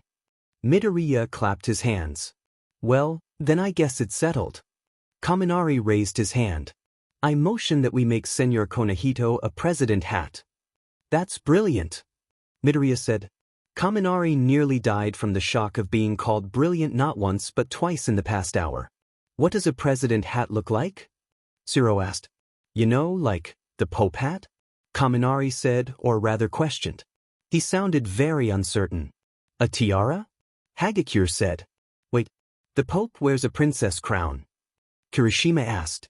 I think she means the three-tiered crown traditionally worn by popes, Ribbit. But that hasn't been used since the 1960s. Ida said, appalled that his class lacked this trivial piece of knowledge about a religion that none of them practiced. It's called a Zuketo Udums. Bakugo said. No, That's just a traditional cap worn by all clergymen, not just the Pope, Todoroki said quietly. Everyone turned to look at him. He shrugged. Then what's the Pope hat called? The pointy one? Kaminari asked. The mitre, Tokoyami said simply. When he also received strange looks from his classmates, he clarified, one must know the fullness of the light in order to become overcome by the darkness. Anyways, Mina said, we need to make Senor Konahito a mitre. How do you all know these obscure facts about Catholic headgear? Ojiro asked, genuinely concerned. Google, nearly 5 different students said at once. At the same time, Tokoyami answered, ancient tomes. I can take care of making Senor Konahito's mitre, Yayarosa said, raising her hand politely. I do think we should check with Monsieur Konahito and make sure he is content with being elected, Aoyama said. Probably, Midoriya said. Koda, is Senor Konahito okay with being president? Koda looked deeply into Midoriya's eyes. For a solid minute, they sat there, Midoriya's face slowly shifting into a look of abject horror. Eventually, the dark gloom that had settled over the two boys settled, and Midoriya broke eye contact. Senor Konahito is fine with being president. The hell was that? Bakugu yelled. Was what? That freaky aura you two had. What did the bunny say? Oh, Midoriya's face became fearful once more. It's fine. Just don't give him any nukes. The class looked at Senor Konahito, afraid. Lunchtime of election day. You sitting with us, Kakin? Uraraka smirked as she spoke. If you keep calling me that, I'll blow your face off. Contrary to his words, Bakugu sat down on the bench opposite of Uraraka and Ida before stabbing at his food angrily. You're all bark and no bite. Bakugu sneered. You take that back. No. Heck, I doubt you've ever been in a real fight. In case you're not aware, I would like to point out that what Uraraka was doing is called teasing, and she meant very little harm by it. The truth was that Bakugu is quite easy to tease, and doing so is very enjoyable. I've been getting into fights since I was effing 6. Meanwhile, I doubt you're weak but could even control your quirk. Ida intervened, chopping his hands with the ferocity of a literal axe. Bakugu, please watch your language. Sixa? I'm not convinced. Uraraka smiled, enjoying how Bakugu's face reddened. I single-handedly took on 3 kids twice my age. It's unheroic to discuss your delinquent behavior. No, Uraraka said. I want to hear this. They were extras from the middle school, tried shaking me down. Just establishing dominance or some sheet. Oh, are we talking about those kids who picked a fight with us in elementary school? Midoriya asked as he came up behind Bakugu. Single-handedly, huh? Uraraka teased. Shut up. Dumbass didn't even do anything. He got put out of commission in the first 5 minutes like a weakling. Hey, that one kid had a powerful quirk. Please, Bakugu rolled his eyes. His quirk is piano. Piano? Ida questioned. He can summon pianos, Midoriya said. I was still pretty bad with my quirk back then, so I was just trying to fight him without breaking any bones. His bones? Ida asked. Nah, my bones. This quirk isn't kind to my body, Midoriya chuckled. Uraraka and Ida looked concerned. But anyway, he used his quirk and I kinda got squished. Uraraka and Ida looked at each other in shock. They then turned to Midoriya, their concern having grown. The piano fell on you? Ida stuttered. Actually 3. He also couldn't control his quirk very well. Shut up, Izuku, Bakugu groaned. No one cares. Besides, I was going to tell them about how I beat up those losers.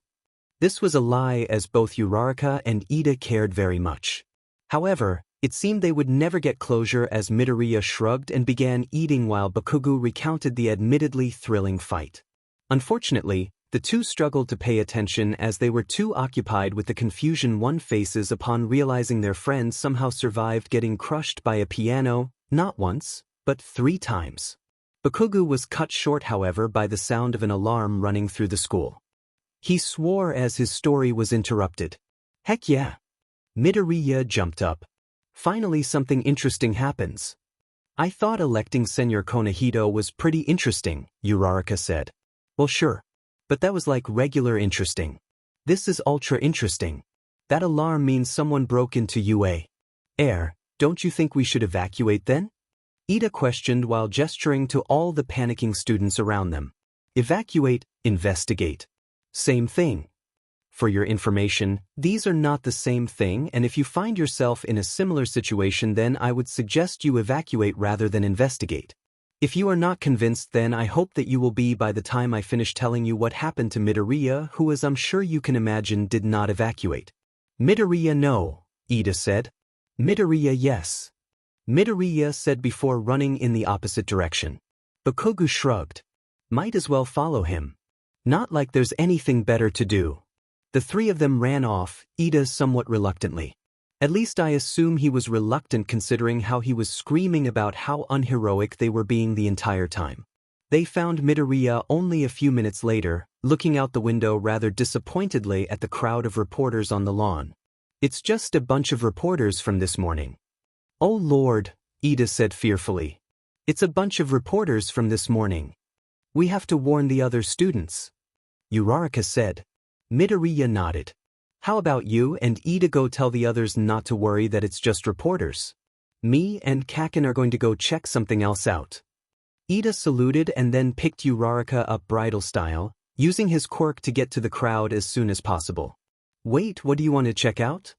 I saw someone sneaking down that hallway, Midoriya gestured before turning to grin at Bakugo.